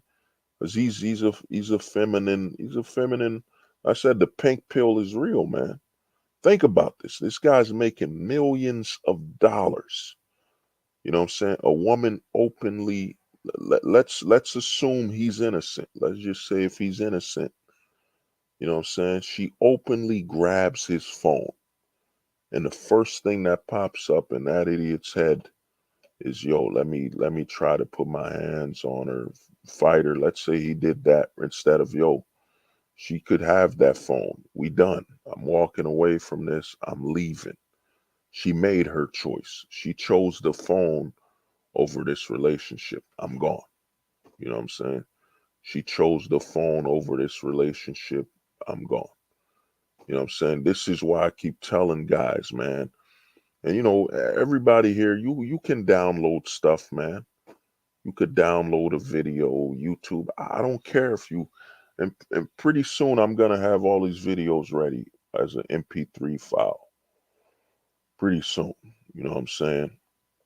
You know, you'll be able to purchase it, and I could put some of those proceeds towards, you know, male deletion, you know, male health clinics or something. You know, we can recycle it to help other men. You know what I'm saying? Help other men out. And you know, I know some guys think, well, why help another man? You know what I'm saying? Why help another man get better? Well, guess what? Guess who's the most dangerous threat to your life? It's another man. You know what I'm saying? Even if you don't believe or agree that, you know, helping your other man will, you know, it'll solve the problem, you know, it at least increases. For example, let's say you're helping a lot of men, you know, addicted to drugs. You're just increasing the odds that you'll not bump into a drug addict of a man that will shank you and stab you because he wants your tie. You know, I mean, he's tripping on some drugs and he looks at your tie and he pulls out a switchblade and he's like, oh, dude, give me that tie. You know what I'm saying? I need the tie to stop the demons that are rising from the sewer. You know what I'm saying? That'll decrease potentially the statistic, the stats that you're the next victim. You know what I'm saying? That might be it. You know, so to me with the Jonathan Majors thing, man, and you know, I've come up with a new saying, and you know, it's a remix. It's a remix of if a tree falls, does it make a sound? You know what I'm saying? When a tree, I remember Family Guy ran a joke where a tree fell and the other trees were like, yeah, he's still bitching about it, you know. But what I've come to suggest is when a simp falls, you know what I'm saying? When a simp falls, you know, does a man understand why? You know, this is a big saying. You know what I'm saying? When a simp falls, does a man understand why? You know what I'm saying? Does a man understand why, you know, you know what I'm saying? When a simp falls, this is why I say America number one simping nation, man. Tiger Woods, what is it? Michael Jordan in the 90s. Jordan divorced his wife, gave her $200 million. $200 million divorced. Tiger Woods, you think Tiger Woods will learn from that? Nah, man. He didn't learn nothing from that. Gets married, boom. He has to give his wife 200 mil and the houses and all that. Kobe Bryant, same thing. Kobe. Think about it. Kobe Bryant, who studied Michael Jordan to a T. Kobe, before he passed away, got in a divorce. He got married into the system as well. You know what I'm saying? Fuck if a tree falls if it makes a sound. If a simp falls, do men understand why? You know what I'm saying? Because if you look at around you, look at the state of the United States and all that in the Western world, most men don't see it. Most men don't see it or understand. You know what I'm saying? Tiger Woods didn't understand how Michael Jordan lost over $200 million. Kobe Bryant didn't understand. You know what I'm saying? No, men do not. Every time a simp falls, it's like I used to say this, man. There could be miles and piles of bodies of simps. You know what I'm saying? Miles of them. You know what I'm saying? You know what I mean? No other men won't even question. They'll follow their footsteps, automatic. You know what I'm saying? This is why I look at the manosphere where they keep saying the women are delusional. No, man. How are the women delusional? You know what I'm saying? How are the women delusional when the men have the most resources and they're the ones who lose it the most chasing illusions? You know, so how are the women more delusional than the men? You would have to be insane. You know what I'm saying? You would have to be mentally ill to even suggest that. This is why I say in the manosphere, this is why a guy like me, I make my content, whatever. Some guys, a lot of them, I ain't gonna, I won't click with, because they know eventually a guy like me who's too zoned in on just saying things the way it is, even at my own detriment, even at exposing my own mistakes, I'm gonna eventually expose them. You know what I'm saying? It's inevitable. People watch this channel. My channel fluctuates, so I got a combination. YouTube is unsubscribing people. Then people are unsubscribing because I said something that offended them. You know what I'm saying? It's inevitable. You know what I'm saying? Some people have unsubscribed because, oh man, look, you hold the truth saying most people aren't really black pilled. They're gray pillars. He's offended me because he can actually prove I'm a gray pillar. You know what I'm saying? So it's inevitable. The thing with the Johnathan Majors thing, and I would really say I would say he's got to be on deletion watch. He might delete himself.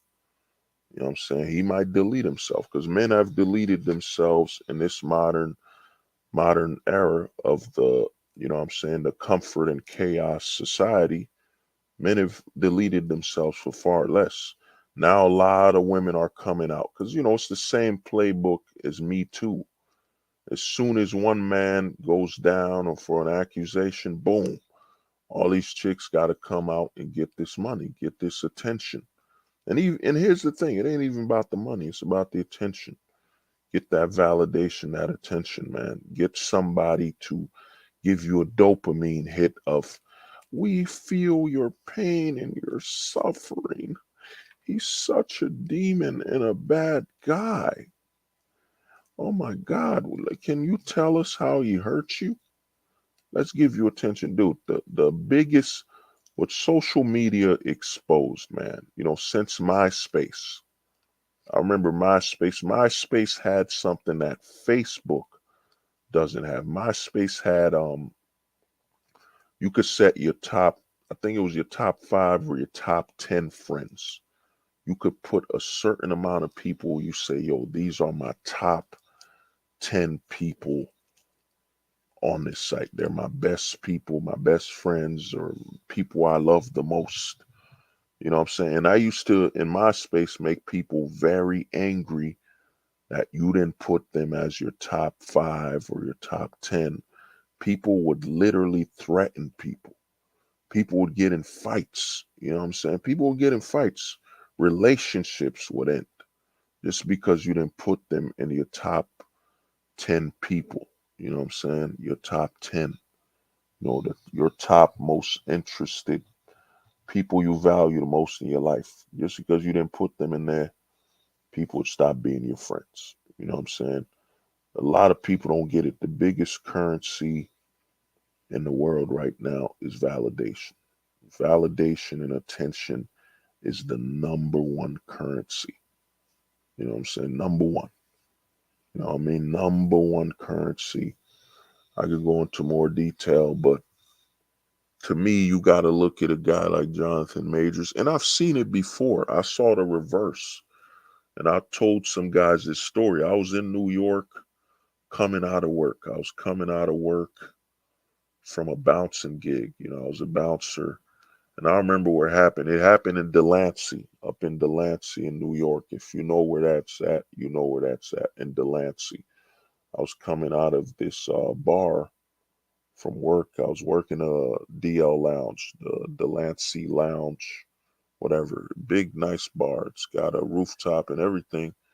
I was coming out, and yo, this dude was literally punching the hell out of his girl.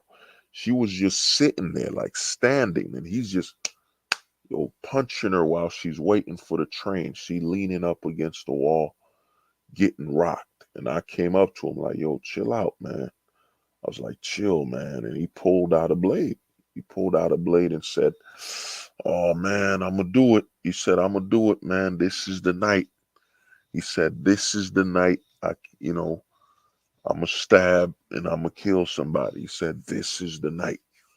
And I looked at him, pulled that blade, and I wasn't scared of nothing. But in the back of my head, with this manosphere knowledge, I was like, wow, man, wow, dude.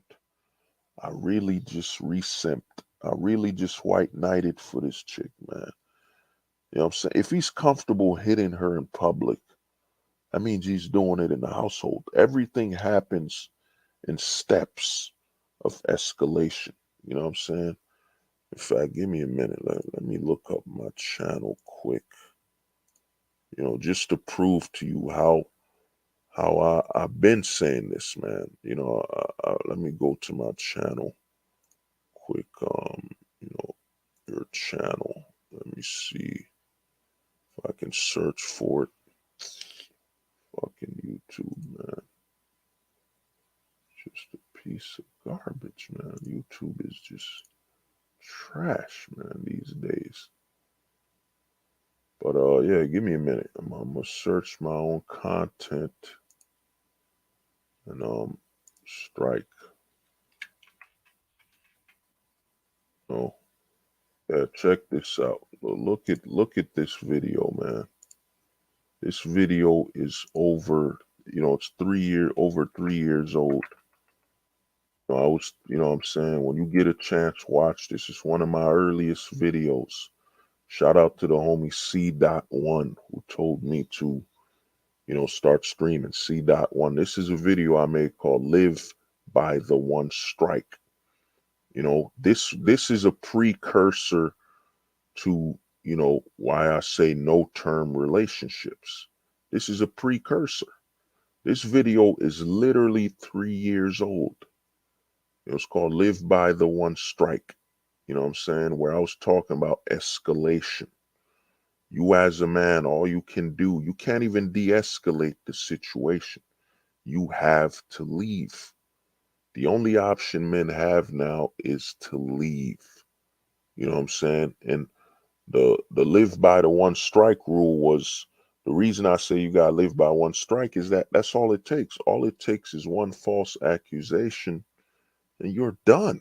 It's over. You know what I'm saying? She could go on the gram, on YouTube, online, and it could go viral. Some agenda party or whatever might pay to increase the viewership of the video where your girlfriend says, yeah, he was abusive. He was so controlling. You know what I'm saying? He would hit me. He would just put so much force when he touched me. You know what I'm saying? And then you're done. Your public perception and all that. That's why I was saying literally a stream or two ago, yeah, man, men are leaving. Men have realized that, yeah, man, you can't afford. Here's the thing, man. This is why Johnathan Majors, you know what I'm saying, is a clear definition of this failure.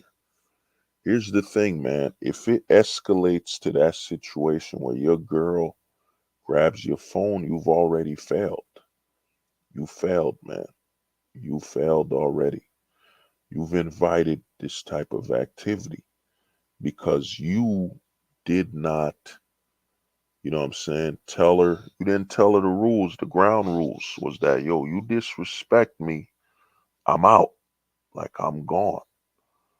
You yell at me. You know what I'm saying? A lot of men need to understand, because of how the laws are and everything, you really got to tell a woman, you're either my peace or I leave.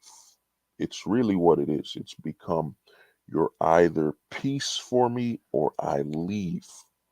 That's it. You know what I'm saying? You know what I mean? Who is that? Ed. The homie Ed was good, man. Me too. Brought me down. Powerful, man. Yeah. Bro, was good. You know, so to me, I'm about to open the stream a little, but I'm gonna say one more thing, man. You gotta understand the way things are legally, and you look at a guy like Jonathan Majors, dude, he had everything. You know what I'm saying? He was, as they say, he had the looks, the status, the money. He had it all. But you know what he didn't have? He did not have awareness of his position when it came to the law. You know what I'm saying? All that looks, status, money, it don't mean nothing because at the end of the day, you're a man. You're a man in an anti male stability society. You know what I'm saying? The society we're in does not want stability provided by men. You know what I mean? The husband, the father, the boyfriend. No. The only stability this society wants is her boss. You gotta look at the funny thing where you see these feminists and to me, like I said, I don't blame the women. I don't have any problem with women at all. You know what I'm saying? I'm aware that this is a man-made world and all the problems are man-made. You know what I'm saying? How can I blame women for situations and laws that were all made by men? You know what I'm saying? Since the beginning of time. In fact, we don't need to go that far. All you gotta do is ask yourself is what women were in office in 1870 when the government deemed, the government deemed prostitution illegal. What women were in office? None. What women were in office in 1890 when polygamy was deemed illegal? What women were in office? What women were in office in 1920 when women were given the same voting power as the men without none of the responsibility? What women were in office? None. You know what I'm saying? The government has, our fellow man, has placed women in a scenario where they self-destruct. You know what I'm saying? It's self-destruction. This is why a woman can only respect her boss because that's the position she's supposed to be in. You know what I'm saying? That man is stable. That man is in the front lines. His actions, he's leading the situation. You know what I'm saying? He's leading, and if they fail, he's gonna suffer first. You know what I'm saying? The man is usually in a relationship, the battering ram. You know what I'm saying? We're in front, breaking through walls and all that stuff. You know what I mean? You put a woman in a situation where you're telling her to be a man. That's what the government did. The government gave women here in the US, westernized government, same voting powers to, you know what I mean? I'm not against women voting. I'm not against women voting at all. But it's it but giving them the same voting power as the men when the men are literally going to war. You know what I'm saying? When the men are stable, it destabilizes the value of men. You know what I'm saying? Once the women could vote with the same rights as the men, being a man it didn't mean nothing no more. It was over. You know what I'm saying? Being a man not connected to the government, it was over. That's why you watch all these MGTOW spears and all these men talking about 1969. Nah, dude, it was over. It was over a long time ago. Long time ago. Long before our grandfathers were born. It was over. Because think about it. 1920, the politicians that voted for this, they were in their 60s, 50s, and so on. 70s. So that means men that were born before your grandparents decided the fate of this country. You know what I'm saying? Being a man was obsolete a long time ago. You had no value a long time ago in the eye of the law. You know what I'm saying? You don't have manhood in a situation where you know, if the country was invaded, you know, the men would be the first line of option, and you got a woman. Like, think about it. Hillary Clinton was the Secretary of State. She literally led men to their deaths. You know what I'm saying? Doesn't qualify. Literally just, yup, snap of a finger. Yeah, y'all men going to war, y'all dying. You know what I'm saying? It's over, man. And you got guys telling me some bullshit, man. We're leaders, and dude, man, you're in a situation where being a man legally does not matter. It does not matter. And the other thing is, like I said, with the Jonathan Majors, this is what the black pill and philosophy does. You know what I'm saying? Because I got, I have the philosophy. I'm aware of how and why these men are moving the way they're moving. You know what I'm saying? Because you could be black pilled and just focus on the black pill. Be aware of the red pillars and the purple pilled guys and MGTOW. But that's not even half the story. You know what I'm saying? You need to be aware of the full scenario. You know what I'm saying? Like I said, I made that video, Too Many Pills. You know what I mean? You could download it as an MP3 and listen, whatever, but I broke it all down. Some of it I held back, but I broke it all down to the point where, you even know the yellow pill, the orange pill. There's so many, you know, pills that tell you how a man thinks. You know what I mean? But the thing is, Jonathan Majors, like the majority, he thought he was a man. He thought he could correct the situation and whatever. No, man, you're a man, bro. You have no value. When it comes to the relationship, I made a video probably over 2 years ago where I don't know if it's still available. Let me look for it. Give me a minute. Let me think. Give me a second. Single, I think. Oh yeah, there it is. Yeah, this video right here. It's over 2 years old. You know, um, you know, I made a video over 2 years ago where I explained woman's never single. Women can't be single because the government calls dibs. The government calls dibs. As soon as a female is born, the government has literally said, "Yup, that's ours. That's ours." You know what I'm saying? We got dibs. That's our property. You know what I'm saying? A lot of men you know what I mean? You just don't know. But I'll invite some people. We could talk for a while. I said this is a no closet space. And before I invite people, let me play this, man, because even Ben Shapiro knows. Quest to respect her privacy. I'm saying, hold up. It's so important, guys. So important. By the way, women are the majority of voters in the United States. Let me play. I'm gonna play this 3 more times because some men don't want to understand. It's so important, guys. So important. By the way, women are the majority of voters in the United States. It's so important, guys. So important. By the way, women are the majority of voters in the United States.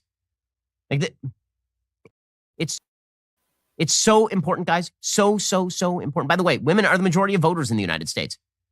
I'm saying you know what that means. When he says women are the majority voters in the United States, that basically confirms that men were obsolete legally once the voting bill was passed in 1920. It was over. It was all, you know what I mean? That was the nail in the coffin. You know what I mean? You let them vote. You've already positioned that prostitution is illegal, polygamy is illegal, and now she can vote. and women naturally, which is not wrong, it's right. Men build a society to keep women safe, and as they should, as they should, because, what I'm saying, your wife, the woman you're gonna be with, should be safe, what I'm saying? We naturally build a society so the women are safe and to be cared for. So the government, knowing this, knows, all right, let's give them the same voting power as the men without the responsibility. We create the ultimate voter. We know the men will die. Not only will the men die, but men are naturally, what I'm saying? Men are naturally, what I'm saying? Forget the word, individuals. Men are naturally individuals. And for good reason, too.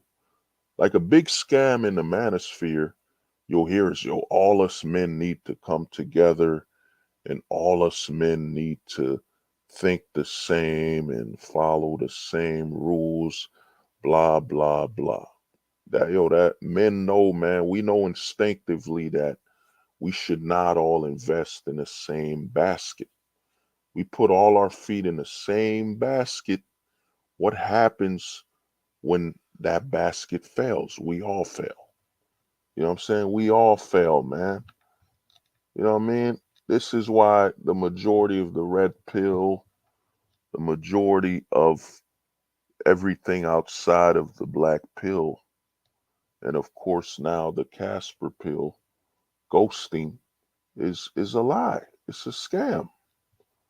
You know what I'm saying? You're telling me we all need to march to the same beat of a drum. You're basically telling me I shouldn't be a man. That's what you're doing. We all need to believe the same thing, man. You know what I'm saying? Then you're basically saying we're not allowed to be men. That's what you're saying. We don't need to agree, man. We don't need to agree. The only thing men need to agree on is, what I mean, we're not a threat to each other. That's it. We're not a threat. You know, you're not a threat to me. I'm not a threat to you. That's all. That's the only agreement we need to have.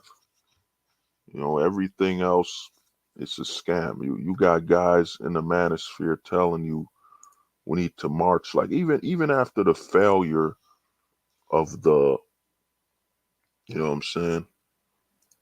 Yeah, individuality comes before groups. Well, I mean, yeah.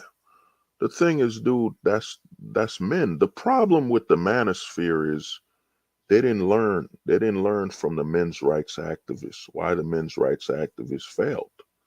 The men's rights activists were moving like women. You know what I'm saying? All us men need to come together. If that's true, then how come history has proven it usually takes a few to one man to change the course of history? You don't need one man. The more men you need, it's a sign that you've already failed. You know what I'm saying? Even the coups, even the Civil War, guerrilla wars. You don't need that many men to change the world. You don't need that many. You had, men's rights activists marching, what I'm saying? We need this, we need that. That's they were moving like women, man. They were moving like they were feminine. You know what I'm saying? When in reality, you need to invest in the banks, you need to invest in politicians' authority. You need to invest where you need to. You know what I'm saying? All this crap about we all need to come together with some signs. I'm a man. Men cry too. And all that BS, it's a lie. And here's the thing about individuality. If two individuals get together, you know what I'm saying, they agree to collaborate, they do not lose their individuality. You know what I'm saying? Men do not synchronize where, you know, you sacrifice your individuality. You know what I'm saying? I'm joining you. We're collaborating because it's the best option to maintain my individuality. We come together so we can maintain our individuality. I'm not sacrificing nothing. You know what I mean? I've spoken to Neo Wolf. I've spoken to Pars. We chopped it up. We talked. I didn't lose nothing. I didn't lose my individuality. They didn't lose their individuality. You know what I'm saying? Men do not need to I forget the word. You know what I'm saying? Just merge. Nah, man, we don't do that because we all know instinctively from battling our fellow man, the environment, you know what I'm saying? We know that you can't all go the same direction. If we all go the same direction, we're actually increasing the odds that we're all going to be destroyed. You know what I'm saying? It took me a while to figure that out, where, it's like being a dodo bird, you know what I'm saying? Every man, you're telling every man. I mean, look at war. Look at how war has changed. It used to be line up and just shoot at each other until one of us runs out of men. Then the war strategy changed. You know what I'm saying? Use your environment, guerrilla warfare, militias and all that. Use tactics, y'all go left, we go right. Get creative. Don't be so easily read. You know what I mean? The reason the men's rights activists failed, you know what I'm saying? The men's rights activists failed is that, they were literally crying and complaining. They weren't moving like men. If they were to move like men, they would show their power through their purchases, businesses, and actually how they would access the most powerful thing men have. And that's the resource of that, ranch dressing, the ability to give life. Like, you know what I'm saying? If more men, you got this passport bros movement thing, men flying overseas. The only big problem with that is when those men fly overseas and they're still bitching. You know what I'm saying? They're still bitching about, people, domestic women here. You know what I'm saying? That's why they failed. That's the issue. What you see, guys, with the passport bros situation is you're overseas. Just talk about the lifestyle over there. Why are you comparing it to even the women here? Like, even if, for example, if I was in Japan, I'm in Japan. No, no, not Japan. Let's say I'm in the Philippines. I'm in the Philippines with the Filipino women. I wouldn't be comparing a Filipino woman to an American woman. I'd just be showing you, yo, man, I'm in the Philippines, bro. I'm enjoying my life.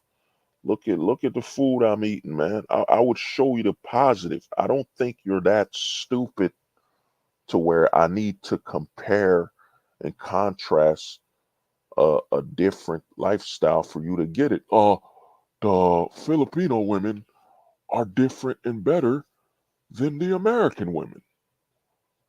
I don't need to say that. I just need to show you. Look, man, I'm chilling, bro. I'm chilling out here. I'm eating. I'm living good. I'm just chilling, man. Look at me, man, bro. You could, and I wouldn't even do it, angrily. I'd say, yo, come, you could come here, bro. You could enjoy life too. Look, I'm swimming, I'm eating. The people are nice. Why do I need to compare and contrast? Why must everything be a battle? This is how you could tell men take their Americanized nature with them overseas. They need to have something combat another thing. They need to compare and contrast something instead of just showing you, yo, this is how I'm living here. I'm enjoying myself. You too could be enjoying yourself. I don't need to compare the Filipino woman to the American woman. Why? Why do I need to do that for? That's basically me saying, well, the Filipino woman's existence would not have any value or any meaning if I could not compare her to the American woman. You know what I'm saying? If I couldn't compare her to the American woman, her life would have no value. You know what I'm saying? I'm really just spitting in her face. I'm spitting on that woman's face instead of, yo, man, I'm out here. Yo, bro, come here, man. Come chill. You can enjoy time. You can enjoy your life here. And another problem this creates with the Andrew Tate situation. A lot of men talking about Andrew Tate getting locked up. You know what I'm saying? They were talking about the surface value. They didn't get that Andrew Tate was talking like an American outside of America. He was disrespecting America and speaking freely. He was actually, if America let that slide, it's not a good look, man. You're outside of our country and you're just bad mouthing all of America. You're saying the women are bad, the system's bad. You know what I'm saying? You bad mouthing a country in another country where you don't even have freedom of speech. You don't even have freedom of speech over there. And then Romania, and then you gotta look at the Romanian government that's like, man, why the fuck he's talking so bad? Where you're in Romania, you're talking so badly about America. This is Romania. Romania is an ant. It is an ant compared to America. It is probably less than an ant. You know what I'm saying? And the Romanian government is getting calls from American politicians who don't like what he's saying, patriotic American politicians, or they're not even getting calls. They owe America some debts. Maybe America helped Romania during a famish, during a hunger situation. America does a lot of assistance without being asked. When it comes to tornadoes, people starving and all that stuff. You know what I'm saying? And then he's talking about America, the women, and all that stuff. And then, the Romanian government looks at it and says, "Yeah, man, we got to put this guy in his place. It's not a good look for us." You know what I'm saying? And it's not a good look for us. Having a guy just disrespect America and then go. We don't even have freedom of speech here like America. He's breaking our laws. He's breaking our culture. You know what I'm saying? So they locked him up. They could have done worse. You know what I'm saying? They could have done worse. You know what I'm saying? He could have been missing a few limbs. You know, you're disrespecting an entire country. You know what I mean? It's like I told guys on my video Black Pill 4.0, man. You have to leave the black pill behind. When you leave America, the privileges that you have in America, you got to understand, they're not the same privileges overseas. You know what I mean? You can't be talking. Oh, let me see what the homie Ed and yo the I shared the link. The link is open. Eddie Etta said U.S. protects Romania from Turkey invasion. Look at that invasions. Yeah. So this is so-called the top G. You know what I mean? And I knew Andrew Tate. I predicted Andrew Tate's arrival. When I spoke of the silver pill. The silver pill when I said there's gonna be guys that live overseas that think they can take the overseas lifestyle and manipulate the domestic situation, or vice versa. They think they have the power to manipulate countries. You know what I'm saying? You know, they can't. You know what I mean? And Andrew Tate been in the manosphere scamming. He been grifting forever. You know what I mean? Because the American man is wounded. America used to be in the 90s, they would say, you don't come to America. They got guns, they got weapons, they drink beer, they fly planes. These Americans are wild. You know what I'm saying? They're all Chuck Norris. You know what I'm saying? All Americans are Chuck Norris. All Americans are Clint Eastwood. All Americans are Dirty Harry. You know what I'm saying? These Americans are just badasses, man. You know, now America's become, oh man, they don't have fathers. They don't have fathers. They're wounded. You know what I'm saying? They're wounded. Majority of their men are easily manipulated. They'll latch onto any man that is a potential father figure. Like Andrew Tate literally has an ad on YouTube where he says, "Don't listen to the government. Listen to me." So he's basically saying, don't follow the government. You know what I'm saying? Don't let them dictate your life. Let me dictate your life. Come on, man. He's telling you trade one master for another. Come on, dude. You know what I'm saying? I've been streaming, you know what I mean? You look at my channel, man, I have over 550 videos. You know what I mean? I got more videos and more watch time than most channels that have been on forever. No one's ever heard me say, "Yo, man, I need you to make me your leader and your master."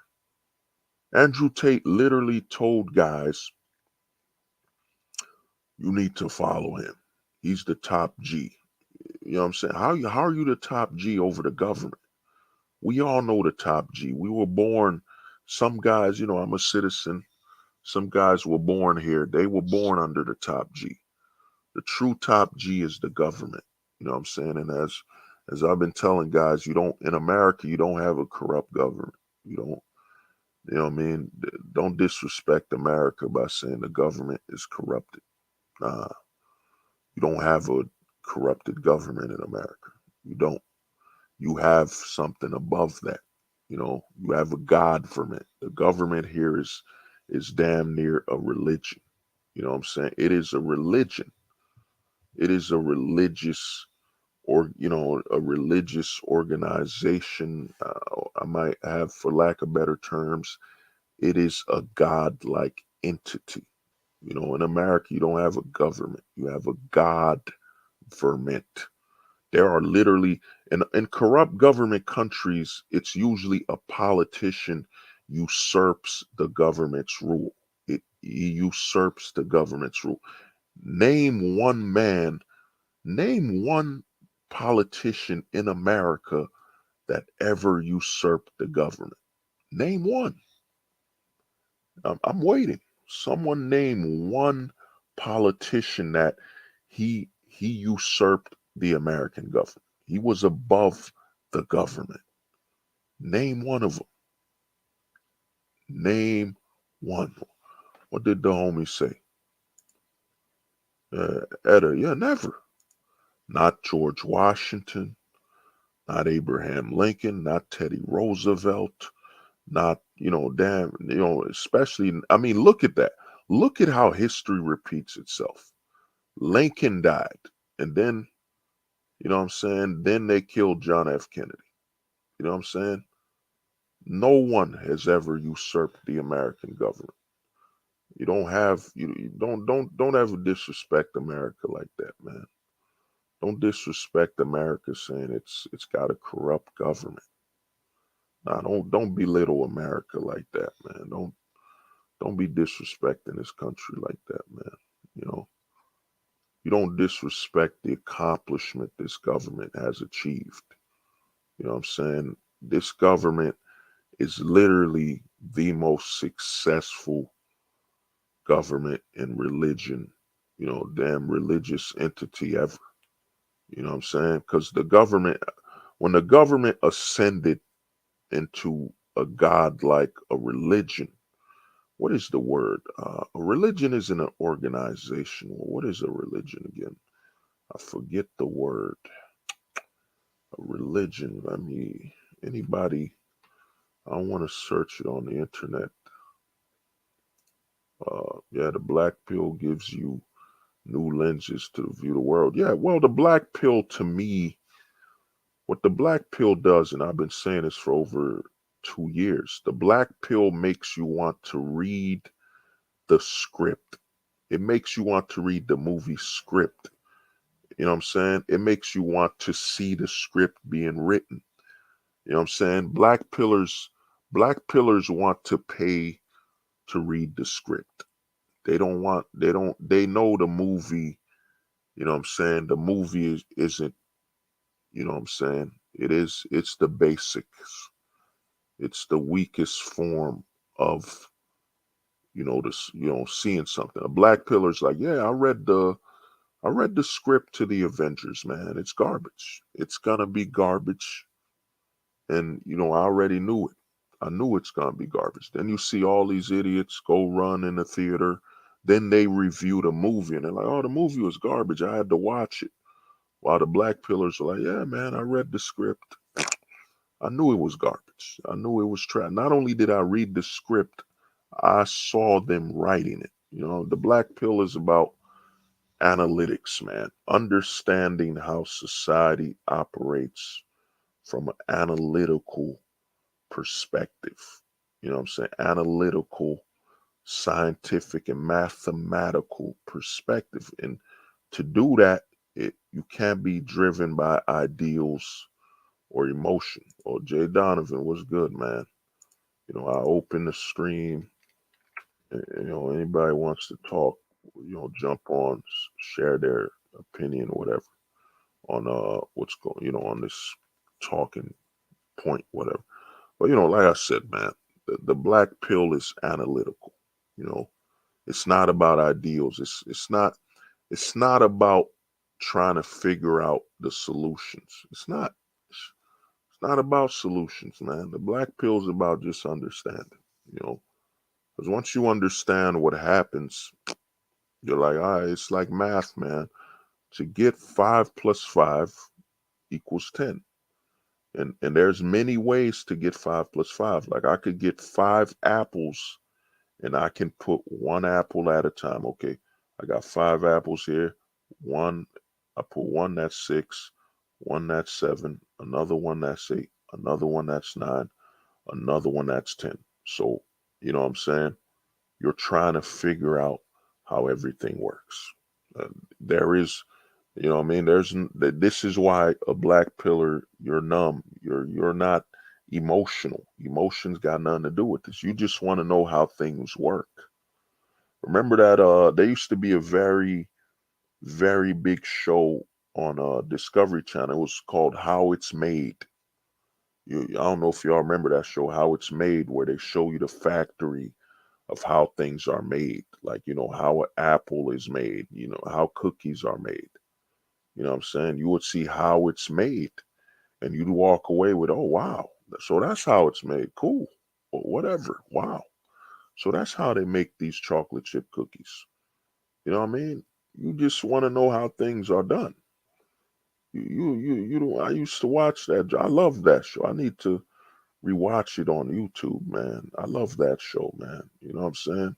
And here's the thing, like for example, if you're not a fan of high fructose corn syrup, well, guess what, man? They put high fructose corn syrup in Coca-Cola. You gonna go out there and bitch like, oh man, Coca-Cola, can y'all please remove the high fructose corn syrup? It tasted better. It was healthier. No, you're gonna be, well, that's how Coca-Cola makes their Coke. It's with corn, high fructose corn syrup. I'm not drinking that. I'm done. I'm done with Coca-Cola. That's their company. I'm not a part of that. I'm just not gonna drink Coca-Cola anymore. Simple. Done. That's it. You know how things work. What's the point in crying and losing sleep? And here's the thing about the manosphere. Like I said, the lesser pillar community. The lesser pillar community is all about men suffering. That's all it is. It's about men suffering. Why can't, like I remember when they would say, oh man, y'all going overseas. Why ain't y'all fighting? Why aren't you fighting to change your country and all that? Dude, America, the greatest thing about America is this. You got to understand, and this is the true American perspective. Dude, the country's running, man. The country works. The country runs whether you have children here or not. So what is the country losing? Is the country not working? Like, are people not moving in this country like that?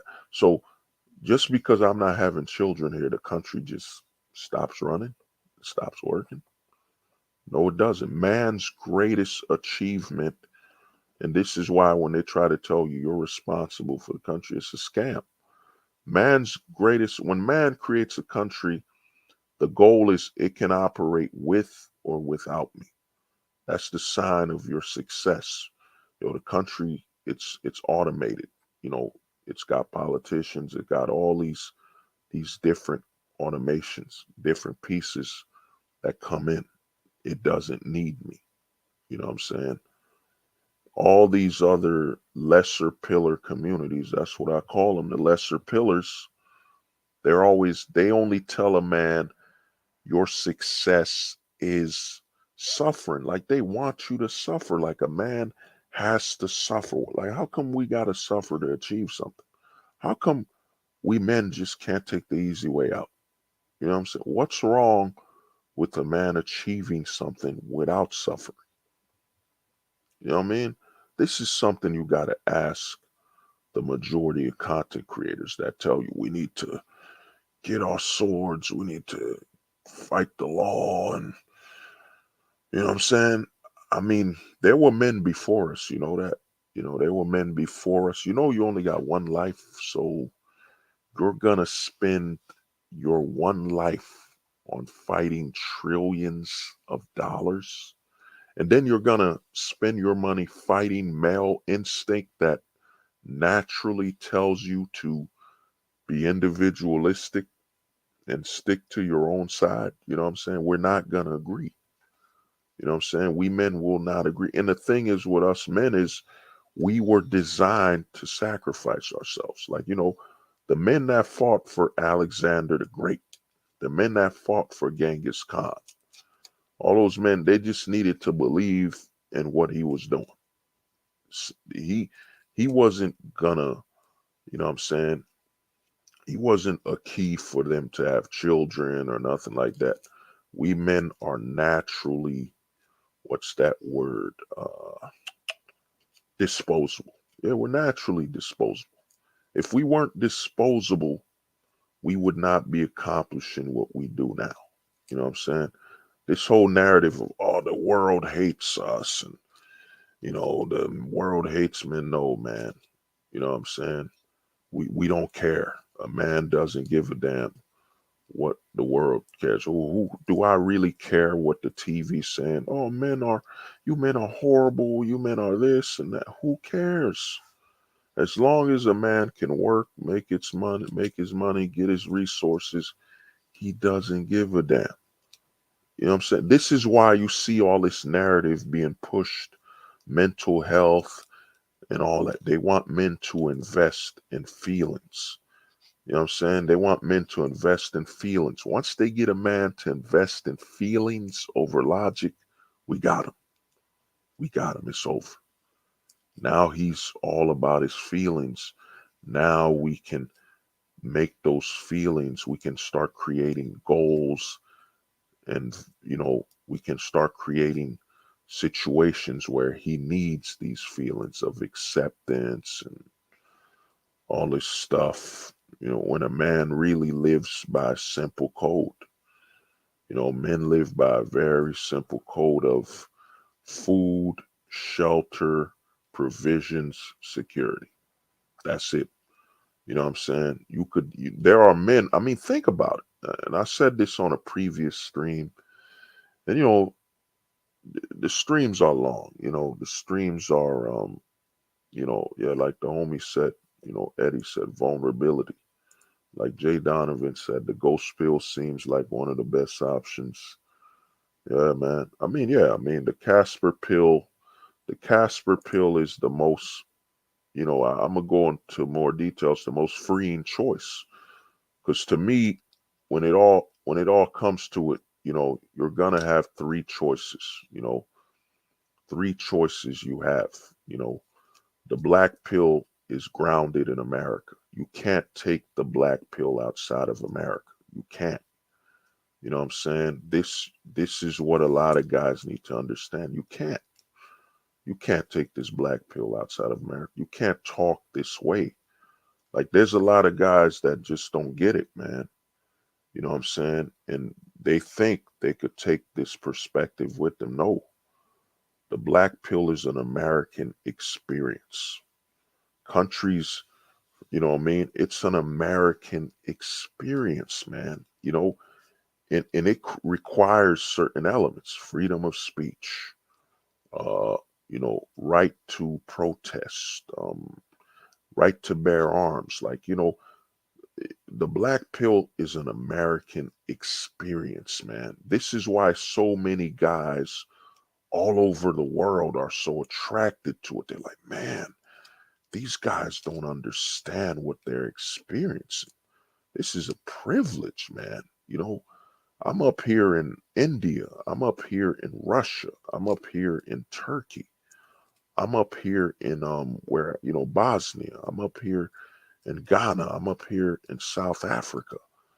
Everything these guys are talking about, I can't experience, I can barely experience a whole percentage of this black pill these guys are talking.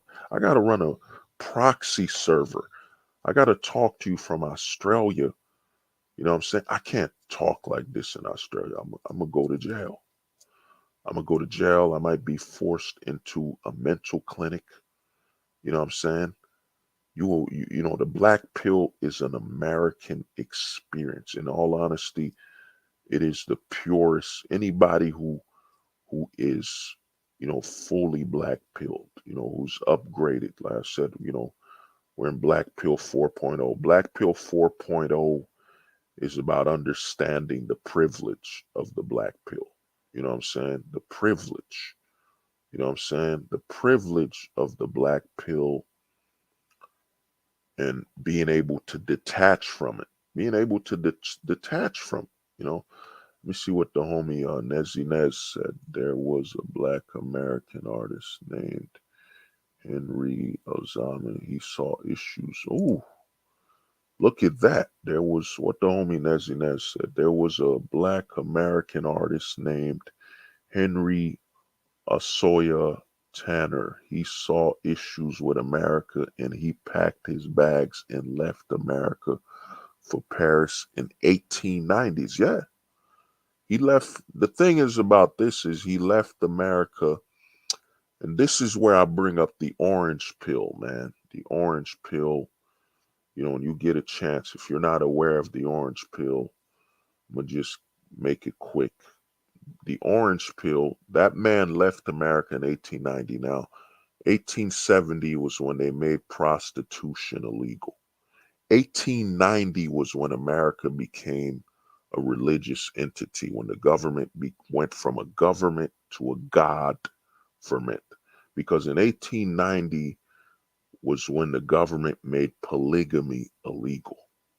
When a government makes polygamy illegal because the church said polygamy should be illegal, that government is no longer a government. It's a religious entity because it logically makes no sense from a capitalistic perspective, whatever you want to call it, capitalism, socialist. It makes no sense to the health of a country that you will limit the amount of children a man can have, the amount of spouses a man can have. It deteriorates your country, it hurts it in the long run.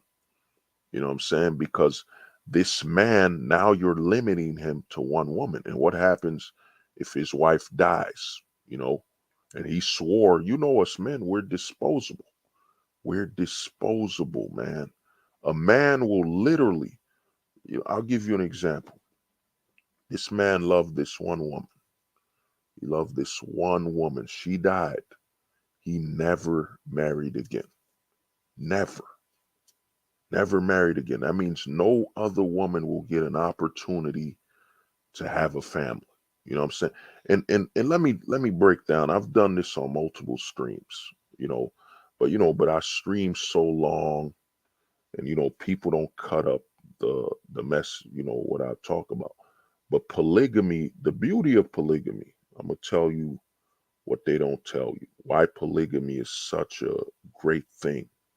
It's actually very beneficial to women When polygamy is legal, it means more women will experience motherhood, more women will experience being a mother, being the opportunity to be a mother, the opportunity to fully experience what it means to be a woman. And most importantly, more women will actually have sisterhood in their life. You know what I'm saying? If you watch, there was it was on it was called the Sister Wives. You know what I'm saying? The beauty of the sister wife situation is that even if these women don't like each other or whatever, they're tied by their children sharing the same father. So even if these women don't like each other, their level of respect for one another is at the highest. Because a big lie, a lying narrative you hear in the manosphere is that women don't like women. You know what I'm saying? That's a lie. That is a lie. A lot of men are so delusional and have bought into whatever propaganda and agenda is given them. Oh, women, women don't even like women. That's a damn lie. Women literally will synchronize their periods. Women will naturally, as strangers, will just hug each other, touch each other. Women are very social with one another. You know what I'm saying? That is a lie. You know, what they're describing as men. We we don't like each other. And we don't like each other for good reasons because our ultimate threat is one another. Like, the homie Nezzy Nez is here, the homie Jay Donovan is here. Our first, instinct amongst each other is, I don't like this guy. I'm looking for a reason not to like this guy to keep my guard up. Everything we do as a man is to keep your guard up. I don't like you because I want to keep my guard up. Because if I like you too much, I'm going to drop my guard. I'm going to drop my guard and I'm going to expose a weakness that another man, will take advantage of and you could potentially end me. You know what I'm saying? The biggest threat to a man is another man. You know what I'm saying? Women need each other for strength, in a world with all these men and, all these animals. Think about it. Think about women living in the forest. The men are literally, think about it. A bear is stronger than a man. Think about this. A bear is stronger than a man. You know what I'm saying? And compare a bear to a woman. The women are like, yeah, we have to. Women will naturally huddle up with each other. I've seen women who don't know each other just hug each other, care for each other. We men, we know that, that ain't something we should be doing. I will naturally look at another man, even if that man's shorter than me, taller than me, whatever, I will automatically up. My guard is up. Even if I shake this man's hand, my guard is up. You know, even if I give this man a hug, what's good, man? My guard is naturally up. That's another man. You know what I'm saying? He could overpower me on a bad day. He could outsmart me on a bad day. You know what I'm saying? He's my fellow man. He's the ultimate challenge. It's another man. Women huddle up together. Like, a lot of guys don't get it, man. Men are born to physically manipulate this world. You know what I mean? We're the stronger sex. We'll physically manipulate, we'll bulldoze this world. A boy, why is a boy playing with dirt? You know what I'm saying? He's enacting his will. You know what I'm saying? He's enacting his will on the world. You know what I'm saying? While girls, on the other hand, they're playing, and then eventually the women learn that, yeah, we have to, you know, we have to set ourselves up to, be able to be attractive to these men because, yeah, the only way to protect ourselves from this physical world is these men. You know what I'm saying? So the women will naturally stop playing with dirt or whatever and start focusing on survival, which is a man's attention is survival for a woman. You know what I'm saying? While the boys, we still playing with dirt. You know what I'm saying? I remember growing up, being in the backyard, just digging up the dirt and looking at those, them, yeah, millipedes, the millipedes with them extra legs. I would just be looking at them for like, 20 minutes, just looking at it like, look at this animal. And then I'd grab it with my hand, manipulate it. Dude, you're a man. And the other thing, you want to learn to manipulate the world to be ready for your fellow man. You know what I'm saying? It's the women don't hate each other. It's the amount, shout out to the homie JP, man. The amount of narratives men have bought into. Yo, I need a stay-at-home wife. Do you hear how stupid that sounds? You want a stay-at-home wife? Do you know just how idiotic that sounds? So you want a woman in your life that won't be able to do anything. You purposely are limiting what this woman can do. You know what I'm saying? The stay-at-home wife thing is a royalty and wealth thing. It's wealth and royalty, man. It ain't the average man. The majority of average men, their wives did not stay home. They were tending to the farm. They were doing something. There's never been a day women weren't working. And the thing about the manosphere that exposes the hypocrisy and stupidity is the same men will say, well, the women were the men were hunters and the women were gatherers. So what does that mean? The women were working. They were gathering fruits, vegetables, whatever. And there was a man there too. There was a man protecting them. You know what I'm saying? It was never the women just gathering themselves. No, there was a man present. There was a man present, man. You know what I'm saying? How can you say in one breath the women were gatherers? That means they were working. They were gathering fruits, resources, and all that crap under the man's protection and provision. So women have always been working. The only women that didn't have to gather were probably the ones that had the support of the alpha male. You know what I'm saying? The alpha male, the main leader of the group, man. You know what I'm saying? The main leader. What is that monster? Waiting till 4 a.m., bro.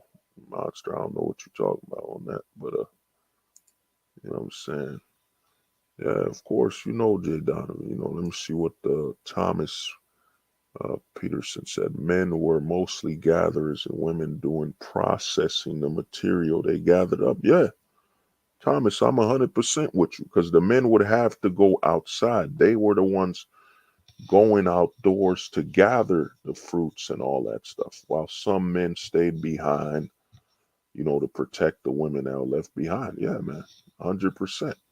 And it explains why men are the majority of chefs and cooks are men because, the men were out there hunting and, gathering the resources, trying them out. I mean, how many men died just to figure out that something ain't poisonous? You know what I'm saying? So it's, I want the monster energy. Let me see. Hunting was only done as a desperation, just like cannibalism. Yeah, I mean, that would be another, like even cannibalism, that would be another talking point because I gotta bring back the infinity pill, the infinity pill mindset, talking from a perspective of seeking infinity. You know what I'm saying? But like I was saying, man, men have three choices, man. There's three choices. There's the black pill. There's, of course, the Casper pill, ghosting.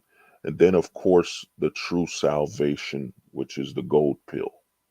The gold pill is the absolute definition of freedom, you know, what I'm saying, which is being able to be a global man, living around the world. Man's true goal is to be a globalist. You know what I'm saying? A globalist. Think about this, man. All the agendas we claim that are negative, they've taught us. Like they're telling you as a man, like you turn on the news, you turn on any conspiracy theorists, they're saying, oh, globalists are negative. Being a globalist is negative. So you're telling me being open to the world, traveling around the world, having resources where I can move all over the world is negative. Come on, man. Are you insane?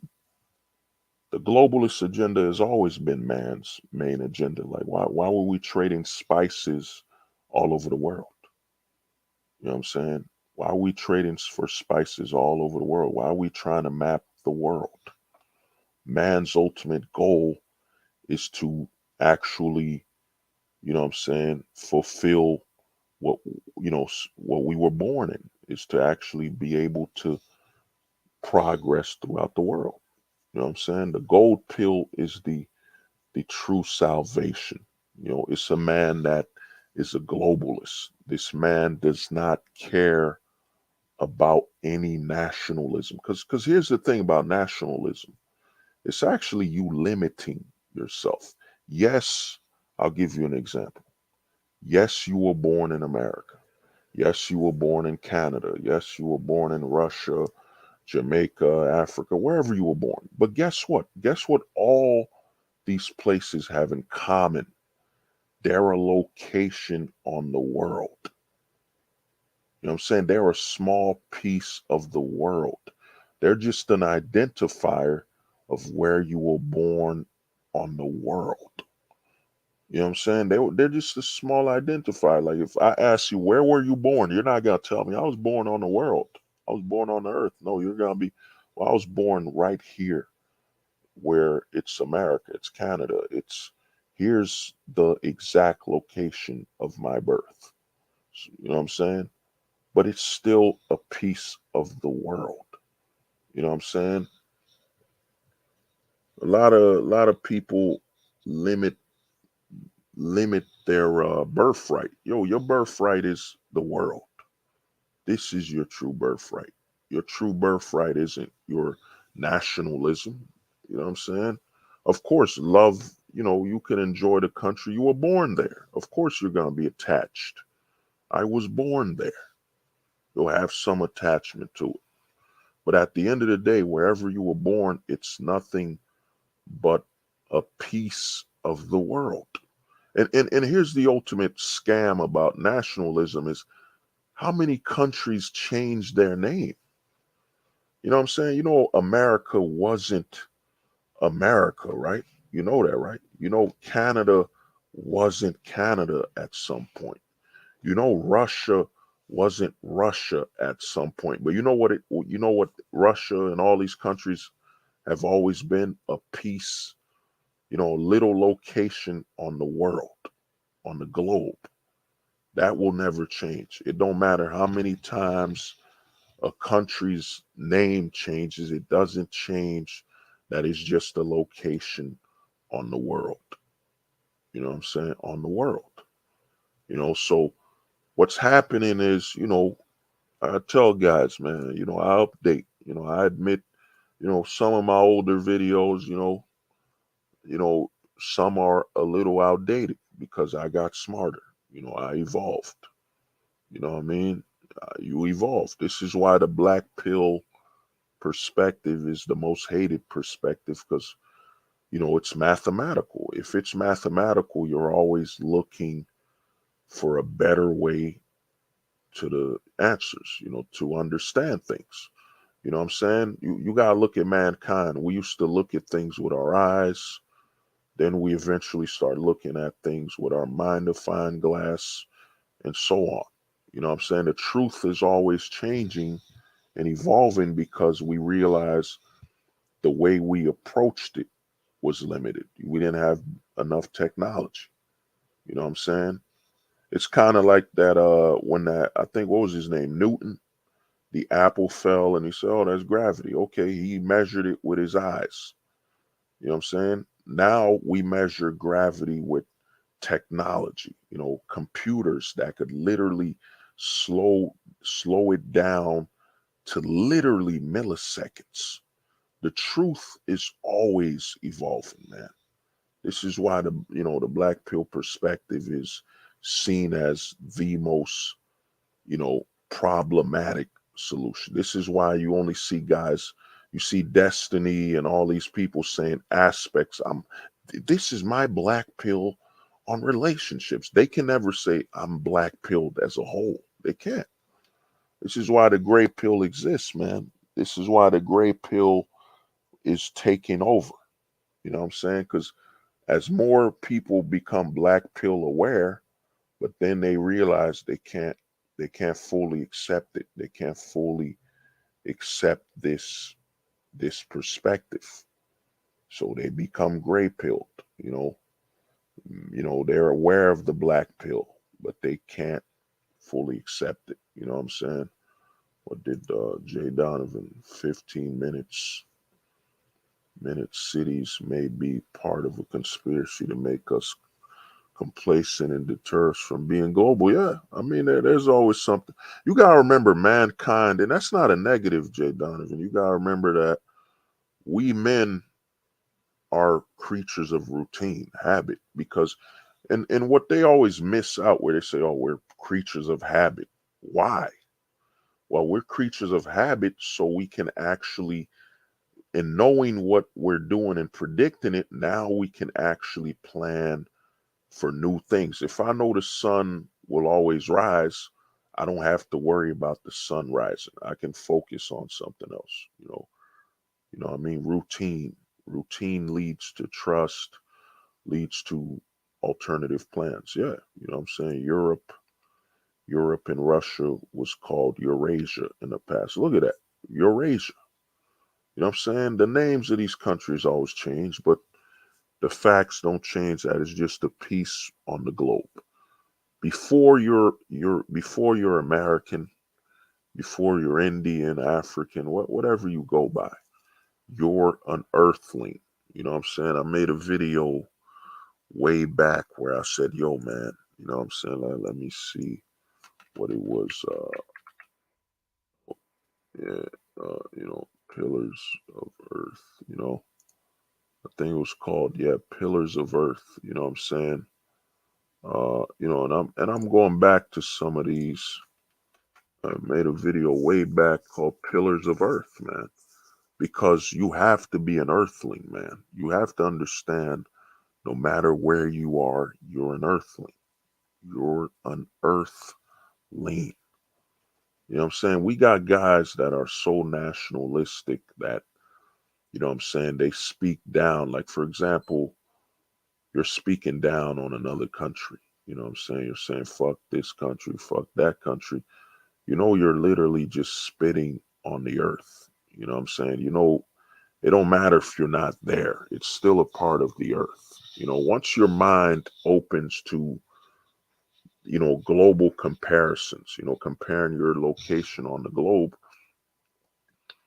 you'll adapt. The biggest fear they have is a man returning to being forget the word. It ain't wanderers. When you move from one place to another, you constantly keep going. It's what the gypsies are known for. Damn, what do they call that shit?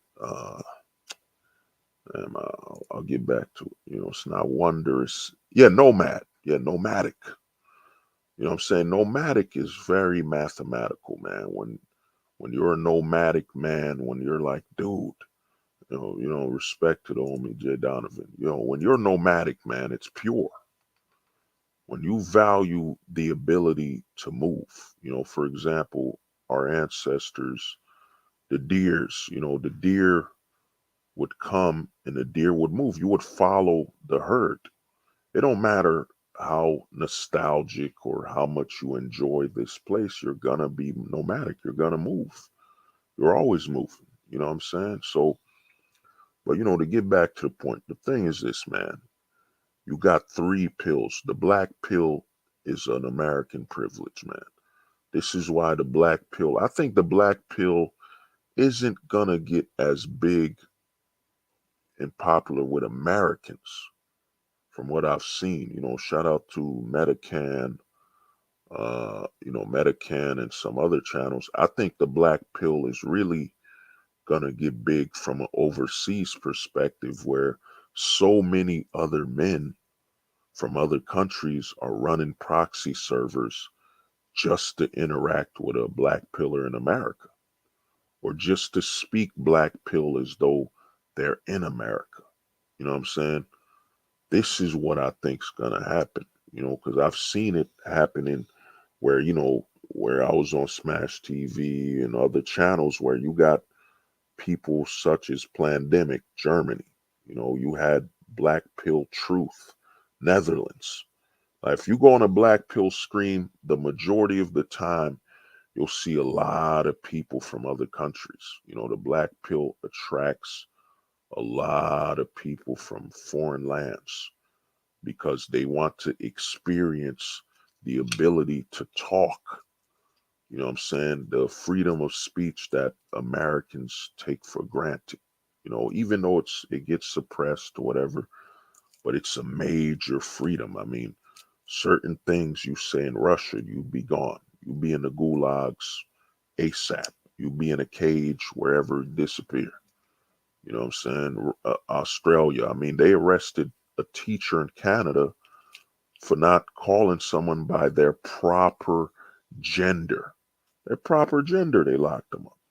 This teacher refused to say that person's gender. Boom, jail. In America, what is it? There's a viral video where they call the dude ma'am. You know what I'm saying? Ma'am.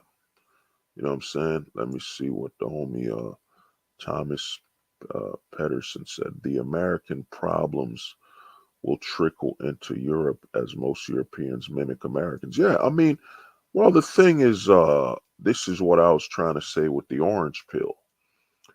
The orange pill is this. It's when somebody in America, I'll give you an example, becomes so addicted to they start believing that there's only one way of life, and that's the American life. So an orange pillar is a guy that will say, yo, man, every place is like America. You know what I'm saying? So an orange pillar will go to Canada. They'll go to any place that replicates the American environment. You know what I'm saying? That's what the orange pill is. Now, a lot of other countries are adapting some American aspects, but they can't fully adapt it. What a lot of guys remove when they say, yo, man, they're going to adapt everything like America, they can't. They don't have the resources, the military. You know what I'm saying? You won't see the rainbow or, the closet is strong in other countries because their resources, they need children. They don't have the same resources as America, which create the government we have here. You know what I'm saying? So they'll take American aspects. A lot of other countries will take American aspects. Some, westernized countries, like you're saying, like, the United Kingdom, they'll go full blown American because on certain things like Canada is insane with the family court. Insane. Canada, I heard London, some of the homies I spoke to from London told me it's a nightmare out there. The family court is a nightmare in London. It is a nightmare out there. Horror stories. But you don't have the right to bear arms in London. He told me London is insane. You know, because one thing about the westernized countries is that the westernized countries have this ideal that, as long as one of us westernized countries is on top, we can disagree and all that, but it's still the westernized countries. You know what I'm saying? It's still the westernized European countries. So I'd rather have my fellow European, because look at it. Like, when's the last time, you got to think about it. When was the last time that another country besides a European country was number one in the world? You know what I'm saying? You got to think about it. America's reign came right after, you know, right after Great Britain's reign. You know what I'm saying? So when was the last time another country was as dominant and on top that wasn't European? I mean, think about it. Someone name it. Name when the last time a non-European country was on top of the world. Name it. I'm waiting. Someone tell me, when was the last time a non-European country was on top? You know what I mean? Well, yeah, you know, you know what I mean. Well, Japan, nah, koala, come on, man, Japan. You know, but you know, you do give me a good segue, man. I will say this about Japan, man. We men better pray, man. We better pray that nothing happens to Japan. You know, Japan to me, you know, I have a theory. You know, some people think it's crazy, but my theory is that, man, Japan has a Gundam. Japan has a giant Gundam buried deep underground. Either it's buried or they have a, you know, if you look up Japan, they had a mobile suit Gundam. I think it's over 80 feet tall. They have a Gundam that's operable. It works. Because to me, my theory is, man, a meteor is coming, man. We didn't learn from the dinosaurs, man. You know, mankind is just too goddamn focused on the earth, you know, on territory and land on the earth. Because the thing is this, the dinosaurs got wiped out by the meteors. It makes sense. They weren't that smart. They weren't that tech. I mean, there wasn't a T-Rex riding a motorcycle. You know what I'm saying? There wasn't no triceratops writing a damn, you know, science theory. You know what I'm saying? If the meteor wipes us out, man, it is just absolute shame, absolute embarrassment. The dinosaurs, they got wiped out. They weren't that smart. You know, we get wiped out by a meteor, man. It is just absolute embarrassment and shame that we'd rather focus on some earthly, you know, issues and territories when the true enemy is a damn rock in space that will come at any time. This is why I say, man, we better pray to God that the Japanese really have uh, a, um, a plan.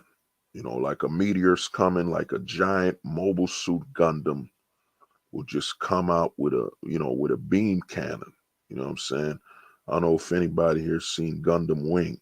You know, Gundam Wing had this movie. This meteor was coming to Earth, and like Wing Zero, man, pulled out a beam cannon, shot this meteor, man. You know what I mean? It was a man-made meteor. He shot the beam, shot the damn meteor, destroyed it, and saved the Earth. Because to me, man, I think Japan, because Japan lost to America, you know, they became a very technological country. Man, I think if Japan goes down under, man, it's over. You know, that's the real, you know, as black pilled as I am, you know, the only hope I have is Japan. You know what I mean? In the back of my head, I'm like, man, something happens to Japan. Like, you know, if Japan just gets wiped out, it's over. It is over, man. You know what I'm saying? The only country that's just focused on technology, you know what I'm saying? Hard technology, Gundams, and all that crap is Japan.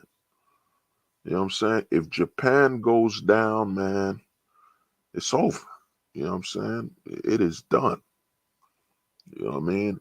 Maybe Korea, maybe South Korea might, because you know, I've seen South Korea copy Japan a lot. So, you know, they're very tech savvy. So who knows? But I'd say, man, the day you hear, yo, Japan is done, it's over.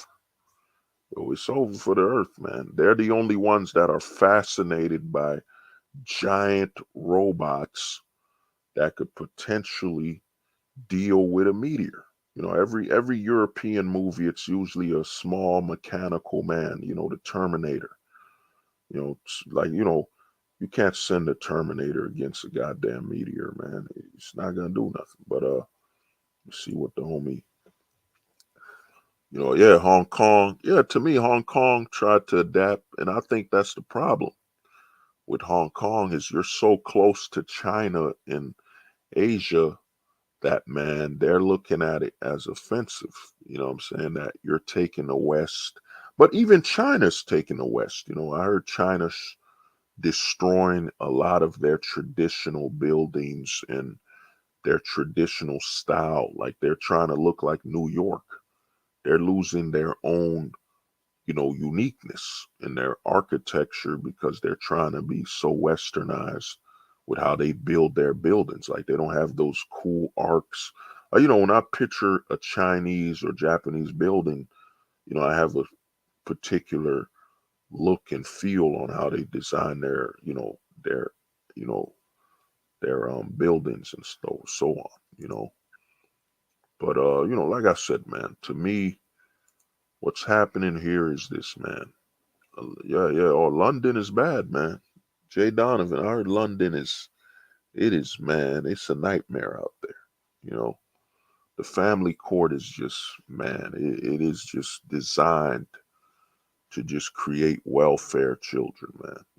Single motherhood is like you think it's bad here in the U.S., man.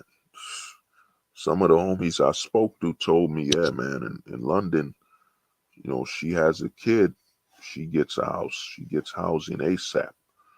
The government's all about breeding government dependent children. You know what I'm saying?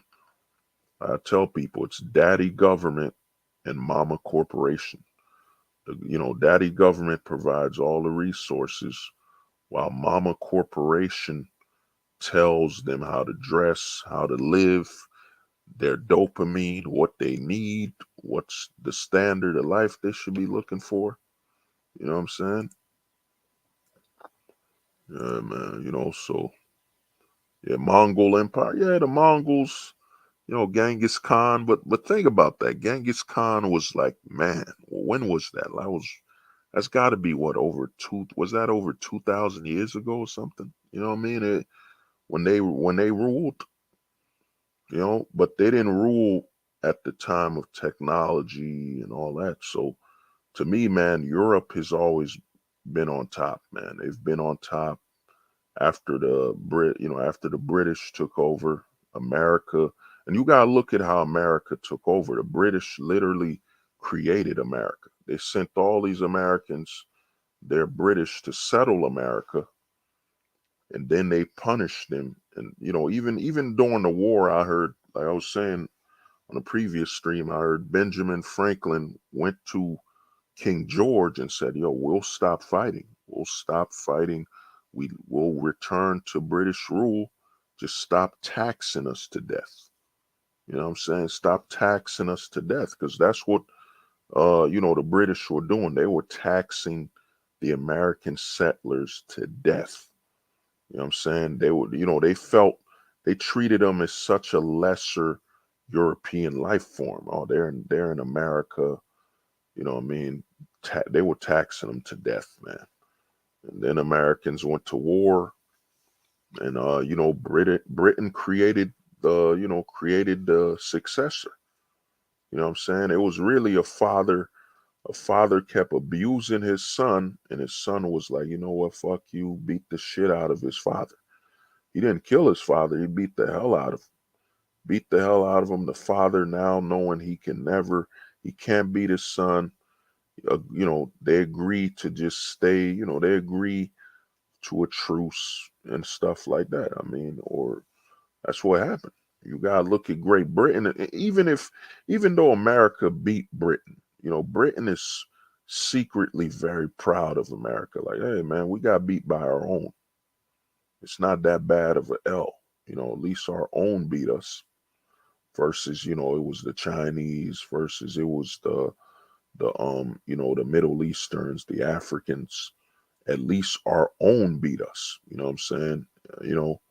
Even though America's America, but America is the child, the abused child of Great Britain that rose up and said, you know what, fuck you, man. I'm gonna whoop your ass. You know what I mean? So, but to get back to son is that, to get back, what were you saying? Let me see, King George. Maybe Mongol Empire, yeah, 12,000. Yeah, Mongol a long time ago, man. Japan's men paying for cuddle. Yeah, well, Japan, the men are, I said Japan, you know, Japan's fate is coming to America. American men are not having children, man. And I've been telling guys this for over 4 years and I predicted this over 5 years ago. I said men will be having the most effective way to change the world. Sun Tzu's ultimate tactic was, he said the greatest tactic, the greatest war is to not fight at all. The best tactic is to not fight at all. American men are saying, yo, I'm just not having kids, man. You know what I'm saying? We'll starve the country. You know, the government won't feel it quick. And think about it, it's a slow death. The way you kill a country slowly is by not having children or in moving and having your children in other places. It's a slow, painful death. Look at Japan. Look at what's happening in Japan. The work hours are crazy. They're still working. They still have some insane laws. You know, Japan is really just taking tradition to the grave. They refuse to evolve and adapt. You know what I'm saying? They're taking certain traditions to the grave. You know what I'm saying? But American men, you know, American men have made their choice, man. You know, and American men, and in actuality, the first population that started. That's why I tell a lot of the homies that follow this channel, man, look up the Black history. You've been trained in America as a white man to not look up Black history. If you look up Black history, you'll see that the Black men in America stopped having children decades ago. Like, you know, literally in the Black community, from what I read, and this is old, it said over 40% of the Black men in the Black communities are not having children. And what usually happens is whatever the Black man does will trickle down into the majority, the white man. You know what I'm saying? It trickles down, you know, because there's a different level of representation. You know what I'm saying? It's like I tell guys, yes, we're all men and we go to the family court. The difference between a Black man and a white man or a white man and minorities is it's the degree of hesitation. It's really hesitation. That's all it is. It's the degree of hesitation. I'll give you an example. You know what I'm saying? You see a Black guy, let's say this, you take a Black guy, take a white guy, and you take an Asian guy and a Mexican guy to the family court. To the family court, man. You take all these guys to the family court. The only difference is hesitation. You know what I'm saying? The judge will look at the Black guy, send him to, you know, most Black people are not judges. They're not law. They don't have the law in their pockets. You know, they're buying Lambos and entertainment. So, you know, the judge won't hesitate to gaffle, you know, child support. You know what I'm saying? The Asian guy, the judge might slightly hesitate. You know what I'm saying? Slightly hesitate. But when the judge looks at the white guy, the judge like, damn, he might be related to a previous judge that retired. He might have a cop that can sway the entire community. You know, it's a degree of hesitation. That's really the white privilege. The white privilege in America is hesitation. You know what I'm saying? The cops will lock up a white dude. They'll lock him up, but there's a degree of hesitation, you know, and that degree of hesitation might be, yo, we didn't lock him up because I don't know, he looks like he's related to a judge or, you know, somebody in political office. You know, you know, we got to do our research on it. There's a degree of hesitation and, of course, representation. You know what I'm saying?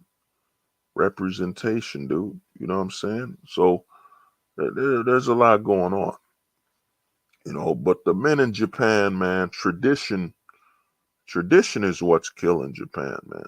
You know, I heard in Japan, man, you can't even have your hair a certain way to school.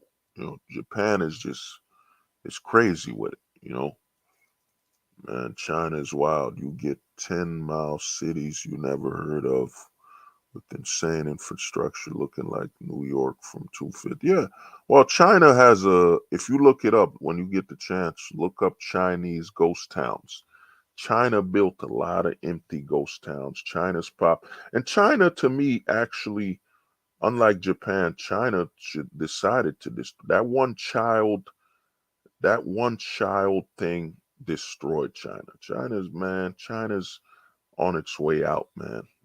Their water, China to me is pulling a big bluff. It's a big bluff. Even this whole BRICS thing, I heard a lot of people talking about, oh, BRICS gonna kill the dollar. And I'm like, how? How is it gonna kill the dollar when you're telling me all these infrastructures that know America, that have been doing business with America for hundreds of years, over 50 years, man, they've been doing business with the American infrastructure. They're just going to quit for Brazil, which has its issues. I mean, you could literally look up Brazil where they cutting the heads of people in camera, like live on stream. The BRICS is literally, man, it's a distraction. It's a lot of countries that, what I'm saying, already taking L's, coming together to look like they have less of a loss record. You know what I'm saying? You're telling me Coca-Cola, you're telling me all these big corporations will invest, will be taking something other than the dollar. You know what I'm saying? As their standard when all these countries are volatile, the corruption is at an all-time rate. It's insane. It's far higher. I mean, there are sections in Brazil you walk into, you will disappear. You know what I'm saying? In America, there's hoods and all this stuff, but I've been in a lot of places, when I'm in America. Like when I went to Texas, I didn't go to Texas with a fear in my heart, like, oh my God, I'm in Texas, the police are so corrupt, I'm gonna lose my luggage. Come on, man. The bricks. Come on, man. And we're in America where America makes there's so much fear. Yeah, it's gonna end. You got CSNBC, MSNBC, all of them say, yeah, it's gonna crash the dollar. That's right. You make the majority of your money in America. And you want me to believe you believe that this BRICS thing's gonna destroy you? Oh, Jay Donovan, word, man. I was in Houston, man. I was in Houston for like 2 weeks. I was living there, man. Fucking love Texas, man. I loved my time in Houston, But the problem with that happened to me in Texas is it was too progressive when it came to getting my security license up there. They wouldn't send me the security license, so even though I graduate and everything, they won't give you the license unless you get a job, which did not sound like a conservative state to me, you know. But to get back to something, because I'm about to end this soon, is that dude, man. We've arrived at that point where, you got three choices, man. You know, you gotta be aware. There's the black pill, there's the Casper pill, ghosting, becoming a full-time ghost, which I think will help you, you know, globally. You gotta be able to unattach to anything at any time. No attachments. You know what I'm saying? And zero emotion logic. You gotta be logical. You could take that with you anywhere. You could ghost anywhere in the world. But Black Pill 4.0 is about understanding that when you leave America or travel outside of America, you leave the black pill here, man. This is why I think a lot of men that say, yo, man, I'm not coming to the US, I'm not coming back, I think it's a lie. Because once you leave America and you leave the privilege of freedom of speech, all the privileges of expression, you know what I'm saying? You can't have it but come back. I mean, think about it. Look at a guy like Andrew Tate, man.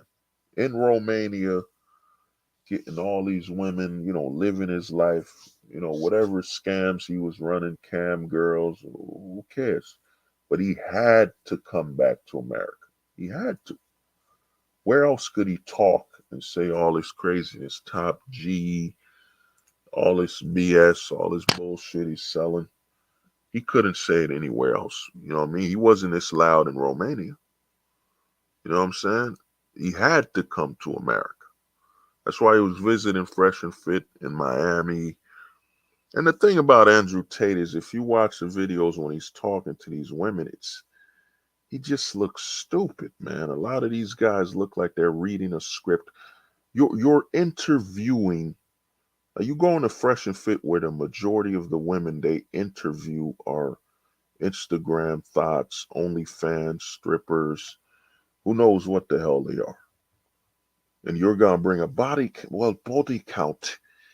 You could tell a woman's value by body count, and it's like me talking to a fat person about being healthy, and he's over 500 pounds obese. He already chose his lifestyle, man. He's 500 pounds. You know what I'm saying? You're interviewing chicks that are OnlyFans models, you know what I mean? You know what I mean? And you're talking to them as though they got something to offer. What they got to offer, man, they're OnlyFans models. You know what I'm saying? Their thought, you know, their thoughts and all that. These are the women you're gonna talk about having standards and all that. It's stupid, man.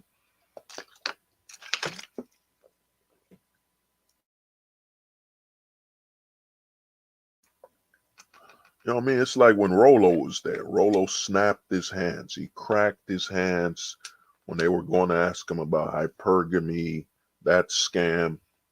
I've even proven, you could look on this channel, I've proven how stupid the hypergamy debate and argument is. Hypergamy is a dumb man's theory, man. Women were hypergamous. How? How were women hypergamous when the man they were with had to meet the standards of their father and their family? You know? How are the women hypergamous when for her to marry a man, she had to get the approval of her father? And this is literally thousands of years. Thousands of years, man. That pattern wasn't broken where the woman didn't need the father's approval until what, 1900s or something. You know what I mean? Some women used to run away. They used to run away from home to be with the man they wanted to be with. You know what I'm saying? Even Romeo and Juliet, that stage play literally told you it ain't about no damn hypergamy. Her parents didn't approve of Romeo and all that bullshit. You know what I'm saying? Hypergamy is one of the biggest scams and the signs of hypocrisy in the manosphere. Yeah, the women have always been hypergamous since the caveman days. Are you stupid? Like, are you an idiot? If the men decided who the women would be with, how the hell were they hypergamous? Then they bring up, well, the women's genetics last long. Yes, it lasts longer. When the men would take over something, and I think the reason men love lions so much, like, lions, the animal, because a lion's approach to life is very similar to us, man. A lion will, they'll take over, you know what I'm saying? They'll wipe out all the males. They'll wipe out the male competition. You know what I'm saying? They'll wipe out the children potentially, wipe out the cubs to increase breeding. You know what I'm saying? That's usually what the men do. What did the Vikings do? They'd come to the village. I'm not sure. Someone probably is better read than me. I don't know if the Vikings killed the children, but they would wipe out the men, and they'd wipe out the men and enslave many of them, and then impregnate the women. You know what I'm saying? Sleep with them and do what they want with them. So how was hypergamy a factor when literally the Vikings decided who the women would breed with? So where is hypergamy in this? You know what I'm saying? It's one of the biggest scams in the manosphere. Hypergamous, hypergamy, hypergamy. It's a scam, man. You know what I'm saying? It is a scam. That whole hypergamy debate. It's laughable. You know what I mean? The women have always been hypergamous when women didn't have a choice who their father. You know what I'm saying? Fathers would literally be talking to each other. Oh, you got a son, I got a daughter. You know, let's bring them together. Done. It's over. You know what I'm saying? Daughter, and the thing is, the daughter got a good man. She experiences motherhood, and it's done. Food, provision, security, all that stuff came with it. The fathers made an agreement. They shook hands. And another thing is, if you go further back to some countries, the fathers would literally trade their daughters for, I don't know, a horse or whatever they were doing. Where did hypergamy come into this? You know what I'm saying? Come on, man. But like I was saying, when it comes to it, man, there's gonna be three pills that men will have to focus on. Of course, Black Pill 4.0 is about understanding that you have to detach from the black pill because it comes with a set of privileges if you're going outside of America. You can't be black pilled outside of America. You know what I'm saying? You're bringing a lot of danger and risk to your life because you're not respecting the culture and the laws of that country. You know what I'm saying? If I was to win a ticket right now, hey, hold the truth hostage, man. We gonna give you 6 months in the Philippines. 6 months, you could chill there. You good for 6 months. I ain't talking one black pill thing at all. I'm gonna adapt to that environment. You know, I left my black pill side in America. You know what I'm saying? I left it. You know, I'm out. You know what I'm saying? I left it. I'm in the Philippines. The laws are different, and I'll just be the Casper pill. I'll just be a full-time ghost while I'm there. You know, looking, learning. You know, trying to better myself without attaching too much.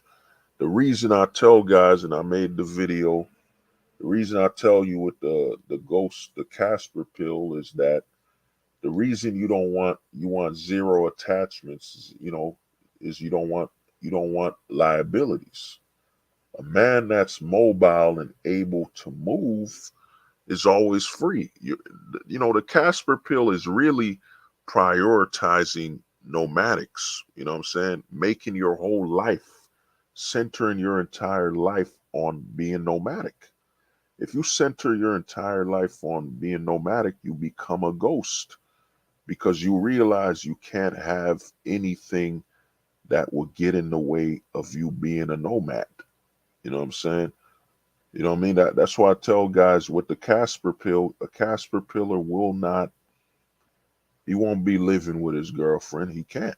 He can't live with her because that becomes a liability when it comes to moving, making decisions on his own, prioritizing his freedom.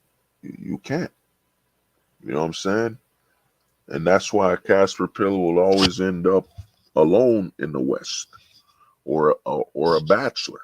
You know what I'm saying? And I mean a secretive, damn near CIA level bachelor where, he gets the women, he's gone.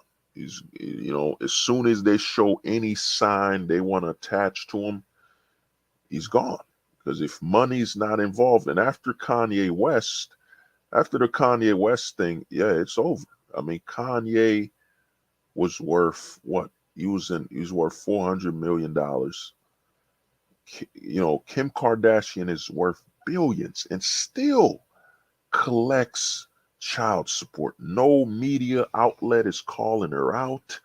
They're not saying nothing, man. That she's depriving the father of her children of resources when she's a billionaire. Because what she's doing is right. She's a woman in America and all the laws that come with it. You know what I'm saying? Even Ben Shapiro, and Ben Shapiro's married. It's so important, guys. So, so, so important. By the way, women are the majority of voters in the United States. It's so important, guys. So, so, so important. By the way, women are the majority of voters in the United States. You know what I'm saying? So, that's the thing, bro. The thing guys need to understand is there is in America, with the way the laws are, the women are not doing nothing wrong. It's they're legally entitled to this. You know what I'm saying? They're legally entitled. It's like you telling me, yo, hold the truth hostage, man. You talking, speaking and having freedom of speech you're wrong. It's hate speech. You're wrong for talking this way. No, dude, I'm in America. I'm legally entitled to freedom of speech. It's literally written on the law. You know what I'm saying? But everything I'm saying here is legal. And it's the most American thing ever because I'm utilizing my freedom of speech. So these women collecting child support, putting these men into all these situations, they're not doing anything wrong. They're enacting their legal entitlements. You know what I'm saying? This is what's so powerful about the black pill and removing idealism, removing seeking, solutions and all that bullshit. The true black pill is just looking at things for what they are, man. The women are entitled to it.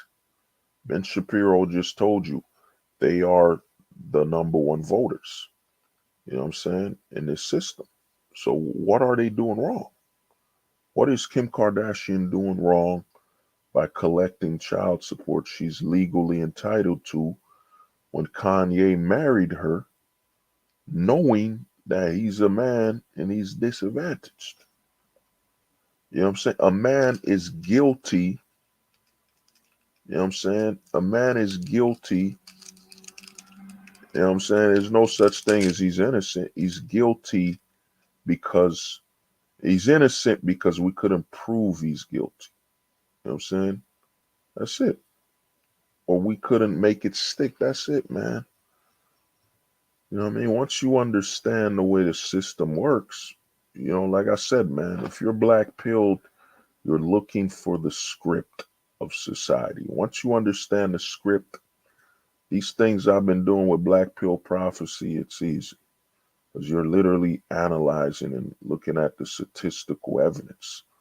Society becomes like what they call that word? Yeah, like a fantasy sports league. When you play fantasy football and fantasy sports, all you do is analytics. Everything you do is based on analytics. And if you look at the country like this, it makes sense. So the thing is, man, when you take the Casper pill and you prioritize nomadics, man, above all, you ain't gonna get into a long-term relationship because a long-term for you means liability. You know what I'm saying? Liability, this person knows me too much. This person could stick their name in my mailbox and say, we've been together forever. The government, some states will literally say you're married if y'all live together for a week. Even in a hotel, it'll be common law marriage. You know what I'm saying? The Casper pill runs deep because since you prioritize everything on nomadics and ghosting, being, with zero attachments. You know what I'm saying? That type of lifestyle means everything, anything that can grab hold of you is a problem. You know what I'm saying?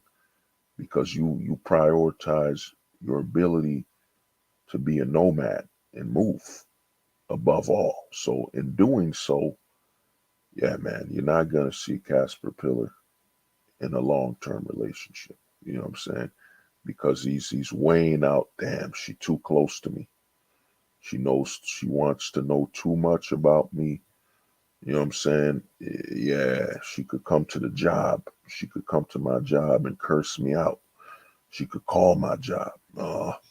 She could, you know, everything becomes about liabilities and vulnerabilities. You know what I'm saying? Yeah, that's really it. Liabilities, avoiding liabilities and vulnerabilities. So you're like, damn, man, the more she knows about me, the more potential liabilities and vulnerabilities I'll have. You know, oh man, I've been with her too long. She knows where I work. She wants to call my job. She wants to bring me a meal at the job. It's too close. It's too much. I can't let it get that close. I gotta end it. You know what I'm saying? I tell guys the biggest challenge the West brings to a man is, you know, what if you do find that woman you love? You know, you find her, you know, you love her. You know what I'm saying? You find that woman you love, you could see yourself having a family with her. Everything is just perfect, perfect enough. And that's what you gotta give up. You know what I'm saying? That's what will most likely break a man here in the West is the way it works is this is what you got to give up, man. I met some nice women. I met some nice chicks, you know, kind, good hearted, good family, and all that stuff. You know what I'm saying? They exist. But in the long term, me knowing what I know, the laws, me knowing that she gets older, we're in a system that's literally sending trillions of dollars in ad space to have your woman leave you or create dysfunction in your relationship over nothing. You know what I'm saying? Over nothing. You know what I'm saying? And then you look at it like, yeah, man, I can't do it unless money or genetics. You know, genetics might come to play. You might see a broad where you're like, you know, a guy like me, tall guy, 6'7". I might see a chick that's like, let's say she's 6'2", looks good and all that stuff. And I do the math and I say, you know what? I might be able to make this work for like a good 13 to 15 years. She's tall. That will mean we could potentially produce a child that will be very athletic, sports wise. If I can just keep, if I could just be in this kid's life for the next 15 years, I might be able to profit. You know what I'm saying? You see, I might be able to profit, make some money off this, my seed. Even if I do end up in child support, man, my son saw me for 15 years. He's a big time athlete now. I've whispered enough in his ears, you know, to where he knows, yeah, my pops is a good dude.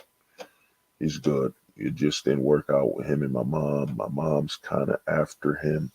But, you know, I tell her, yo, that's my father. I love him. Don't hurt him. You know what I'm saying?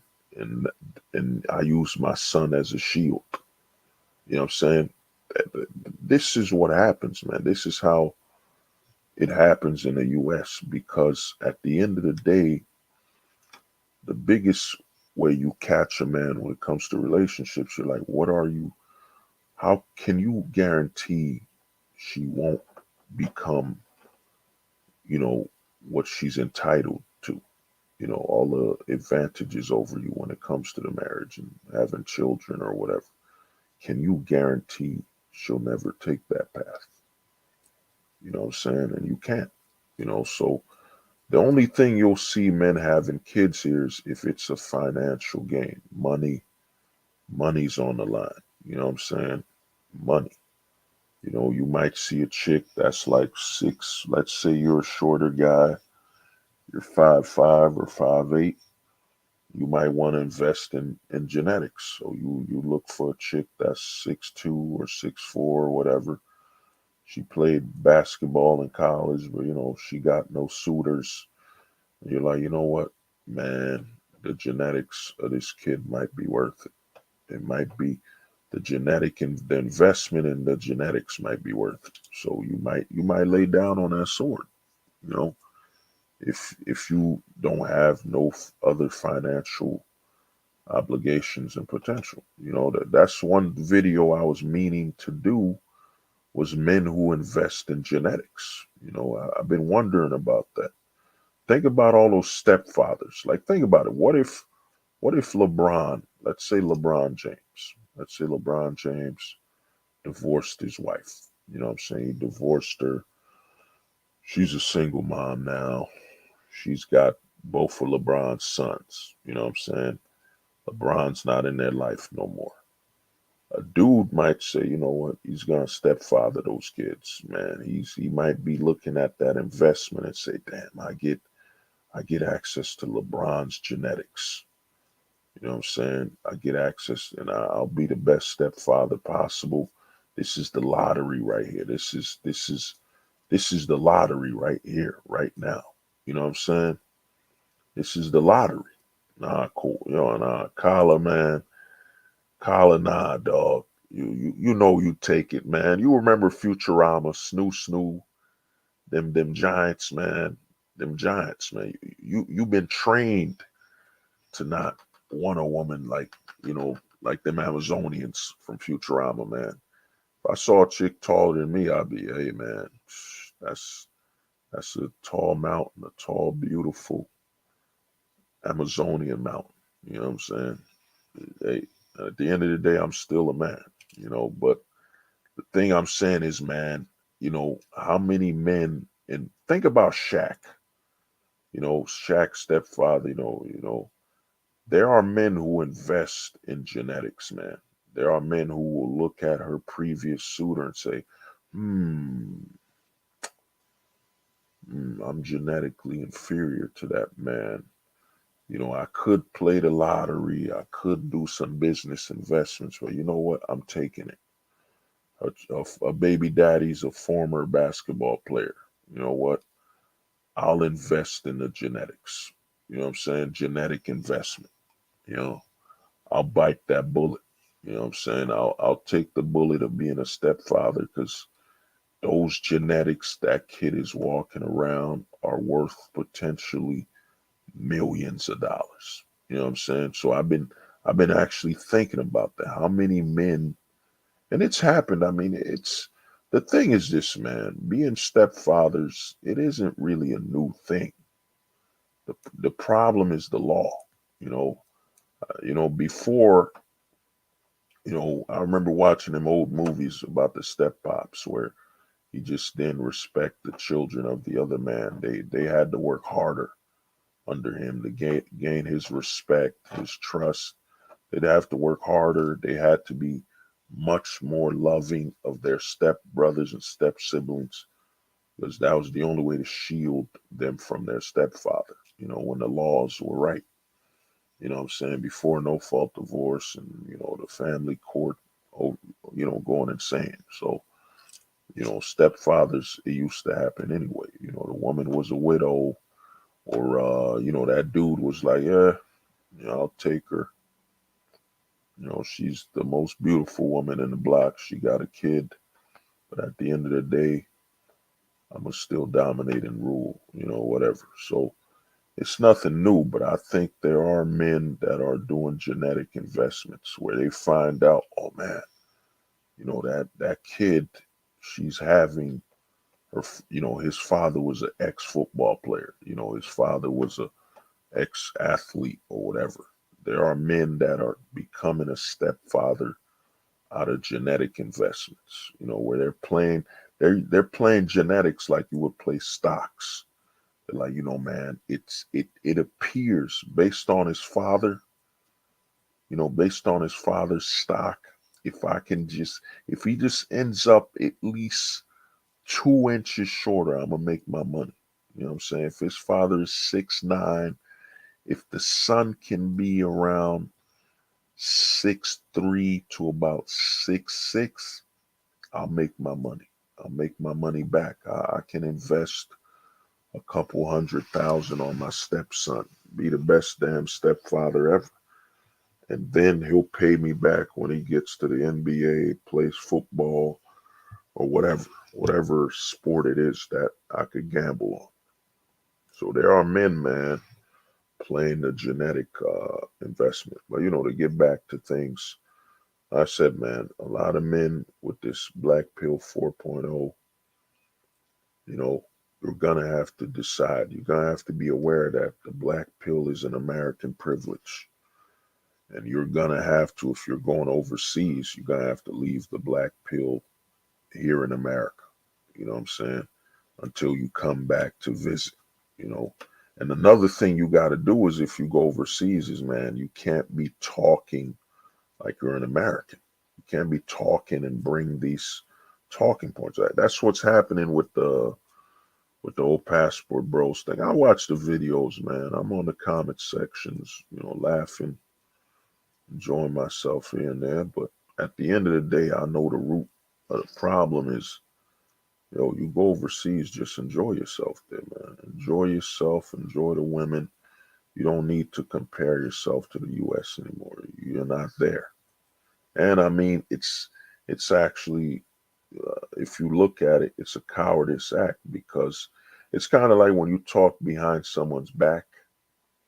You go to another country and you're talking behind your country's back, you know, or you know whatever live. You know, it doesn't do nothing. You know, the guys in America, you know, they're there. So you cursing them out like, you know, this is what they have. You know, it is what it is. But you know, to me, you're gonna have to leave the black pill when you go overseas. Now, the Casper pill, you know, full-time ghosting, you could take that anywhere. You could take that anywhere in the world. A man can ghost anywhere in the world.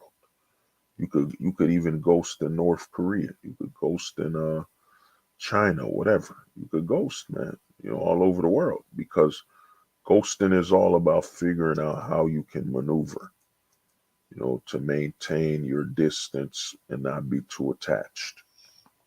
You could do that anywhere. You know what I'm saying? Unless it's like that country where, yeah, you go, you're basically like a slave or something. I mean, if it's a slave-based society, yeah, you can't ghost no more. But you know, a lot of men, like I said, man, they're going towards the Casper pill and the gold pill. The gold pill, like I said, is being a global minded and so on, you know. Now, to finalize the Jonathan Majors thing is this, man. I think Jonathan Majors, he's 33 years old. More women are coming after him, accusing him of abuse. You know, you don't need evidence. Evidence, Me Too was all about believe all women and all that. So you don't even know what's happening. It is, you know, like what I've come to operate on when it comes to the news and everything, because, you know, you got crisis actors and all that. I've become, man, if I wasn't there, if I don't, even if I see video footage, you know what I'm saying? Especially what I know with AI and everything going on.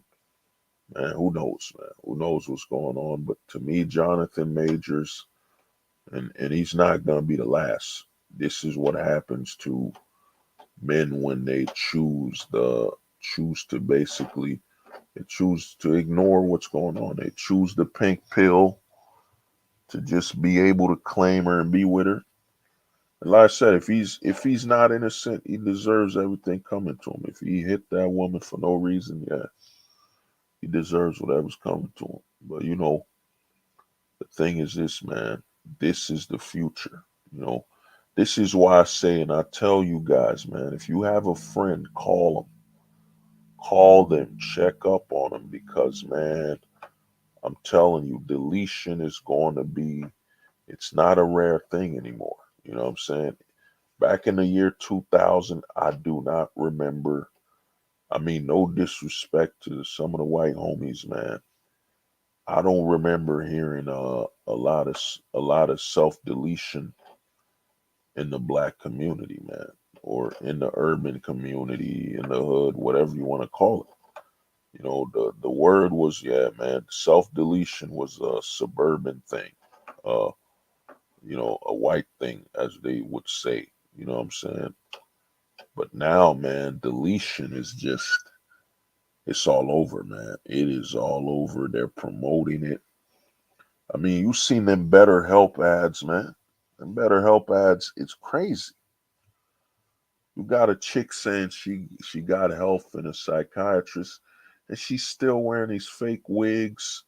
She's still wearing these fake wigs, fake hair, all these tattoos, all this makeup, and then she's openly saying my psychiatrist helped me. How?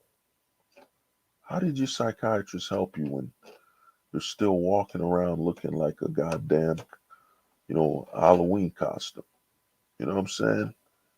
This is what it's become. And then they're saying that you got to find a psychologist that bonds with you and gels with you like your friend. Better help is really, and like I said, if you need help, if you're a person that truly needs mental help and truly needs it, yeah, by all means, go get it, man. Go get it. Your health is important. But a lot of the times, man, they've been pushing this mental illness hustle for a while. Athletes play a bad game. They say they got mental illness.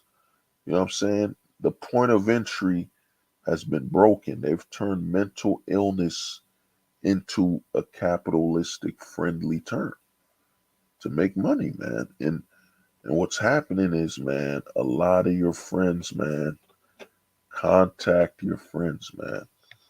I would even say, the philosophy, like I said with that video, Too Many Pills, you got to be aware where they fit, but contact your friends because the self deletion is going to be at an all time high, man. They're promoting it.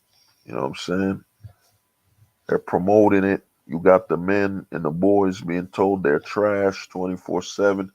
You had the Bud Light thing where they literally said and promoted some dude pretending to be, a woman, working for Megatron as a Decepticon, and they put that on a beer to signal it's perfectly fine to target drunk straight men. You know what I'm saying? So to me, I'm gonna warn you, man. Deletion is gonna be a normal thing. I'm just shocked how normal it is today. So I don't remember in the 2000s. It was rare, man. It was rare to hear somebody took their life. Extremely rare, you know. But now it's a norm, man. Parents are walking in the house, boom, kid took themselves out, you know. But like I said, man, to me with the Jonathan Majors thing, it's like I said, when a simp falls, does a man understand why? You know what I'm saying? And they odds are they won't. So to me with the Jonathan Majors case, man, he had everything, but men need to understand it don't matter how well you look, how much status you have, as long as you're not above the government, yeah, you taking that L, man. You taking that L every time. But man, this has been hold the truth hostage. If the truth was so important, would it negotiate with lies? In fact, let me see one more thing with Thomas Petterson. Yeah, I like how Andrew Tate claims to be Morpheus and be against the system, but at the same time, he wants to inspire people to become millionaires, partaking the system he claims to oppose. Oh yeah, yo, Thomas, man, that's a great post. Yeah, I mean, the scam, how you could tell all these guys are scam artists is that you want me to become wealthy and live long and be extremely successful in a corrupt system. They basically want you to plant your feet in a poison ground. You know what I'm saying? And Andrew Tate, to me, he really has a fascination of being a dictator, man. He wants to dictate other men's lives. Because that video where he said, yup, leave the matrix and follow me. Let me be your leader because I know everything. You know what I'm saying? I know everything. And then in reality, man, this is the same guy trolling Greta Thunberg, a young, some lady, a young girl who I heard has some potential, I don't know, I forget, potential autism or cerebral palsy. I forget that disease. You know, he was attacking her, a young girl. You got a grown man targeting a girl. You know what I'm saying? It's top G, man. You know what I'm saying? Top G, man. Yeah, all that is Asperger's. Yeah. Yeah, I heard she's got Asperger's, man. He's targeting, you know, and Greta Thunberg, here's the thing, man. Let's be honest. We know they put the battery in her back, man. You know, if you don't know that term, they basically the people with the agenda pushed her, man. They use her as a tool. You know what I'm saying? They just put a little girl in front of a camera. And like I said, man, people lack empathy, man. People have been, a lot of men have bought into this whole, battle of the sexes scam. There's no such thing. No such thing as battle of the sexes. It's just the government and I forget the word for those people in the 1700s that would put money. It's not whatever, prostecaries, whoever got money, you know what I'm saying, created this scenario.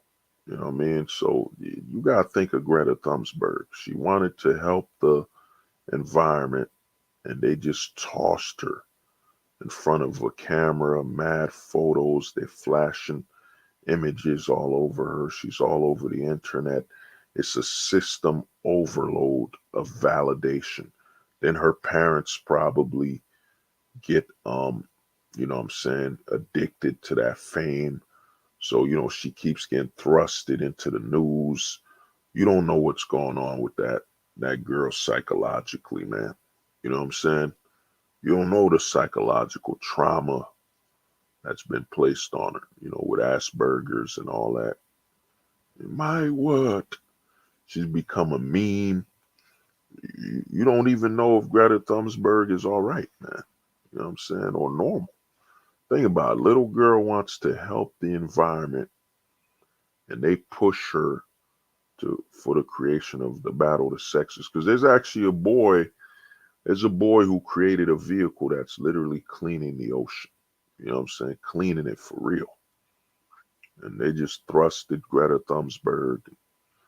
You know what I mean? You don't know what happened. So my thing is Andrew Tate. It's a scam, man. Him and his brother. I saw the video when he went on Just Pearly Things, and look what's going on with Just Pearly Things. I predicted that Simp Hunter a while ago. She's literally using an old playbook from another Simp Hunter. There was this female doctor that had a YouTube account that was talking about men's rights and all that crap. She was a blonde, and she would wear these old dresses from the 80s and all that crap. She had a whole Patreon where she was making money off of men. Because all it takes, this is how delusional the men are. All it takes is a woman to say a couple nice things, man. A couple nice things, and bam. The men are, they get suckered in and lined up, and they'll buy in. Just say some nice things about our pain and our struggle while the laws are not changing at all. Because here's the thing. How you could literally shut down a Simp Hunter's channel completely shut it down. All you gotta do is ask the woman legally, does it make sense for a man to be in a relationship with a woman? Legally. That's it. All you gotta do is ask legally, is there any legally, do the risk outweigh the rewards, or do the rewards outweigh the risks legally in starting a relationship? That's it. You say that, remove the emotion, I support men's rights and I love men. We need to stand up for them. You know what I'm saying? Just ask her a legal question. And the other thing about, these female channels, they're never cooking. They're single. You know what I'm saying? How can a single woman talk about, you know, being for men's rights and all that? She don't even have a man. She's never cooking. She's never doing anything for men besides just telling you how much she cares for men.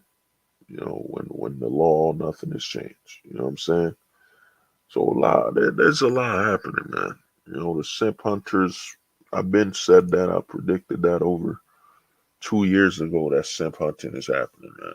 You know, so to me, I look at a guy like you know, Andrew Tate, and to me, Andrew Tate, the thing is, man, he literally broke the manosphere. He broke the whole red pill. You know, I always told people when the silver pill arrives, it will destroy everything because now Andrew Tate has basically, you know, unlegitimized the red pill because the fact that they were so open to a man who came from another country where the laws are different, they actually didn't call him out on his bullshit when he said men all over the world are being mistreated while he was in Romania you know what I'm saying, Romania getting some you know, ranch dressing drunk, you know, drunk out of by a woman, whatever.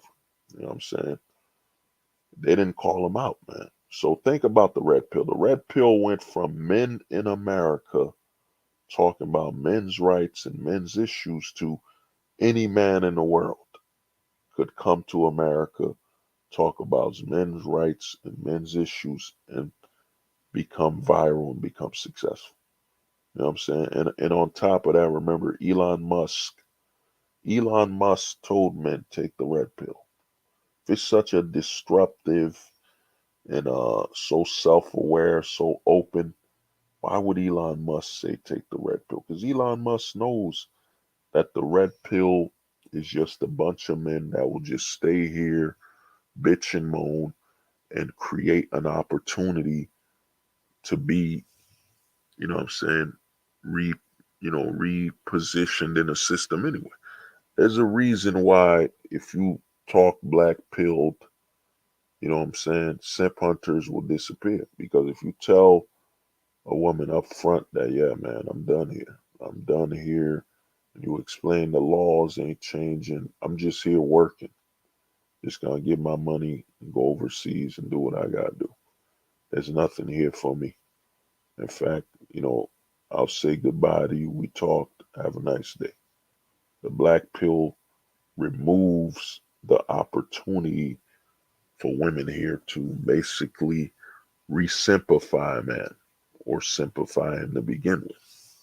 Because once you start saying, yeah, man, I'm getting my passport and all that stuff, I'm traveling. You know, I accept the country for what it is. I'm not even upset. It is what it is, man. The country was here before I was born. So what gives me the right to tell a government that's been successful at ruling for over 200 years what's right and wrong? You know what I'm saying? Well, when you remove yourself from idealism and all that crap, it just becomes absolute logic and truth, and you move on. You know what I'm saying? Because the way things are, man, ain't nothing changing. The government will wait until the population decreases by potentially 5 to 20%. You know what I'm saying? Let's say you reach in the middle between 5 and 20. That means the government will most likely wait for 15, 10%, 10 to about 15% of the population declines. Then the government might say we're changing the laws, or the government might just say, hey, man, and this is what the government will do. I predict this is coming most likely from a state like California. I predict that they're going to offer to give men money to have children anyway. You know what I'm saying? It's coming where they'll give you a grant. But, you know, this has been Hold the Truth Hostage. I want to thank everybody. And, you know, hope you have a safe day and all that stuff. You know what I'm saying? And, you know, one more time, let me play that important role. It's so important, guys. So, so, so important. By the way, women are the majority of voters in the United States. Like One more time. It's so important, guys. So, so, so important. By the way, women are the majority of voters in the United States. They said the truth won't survive beside the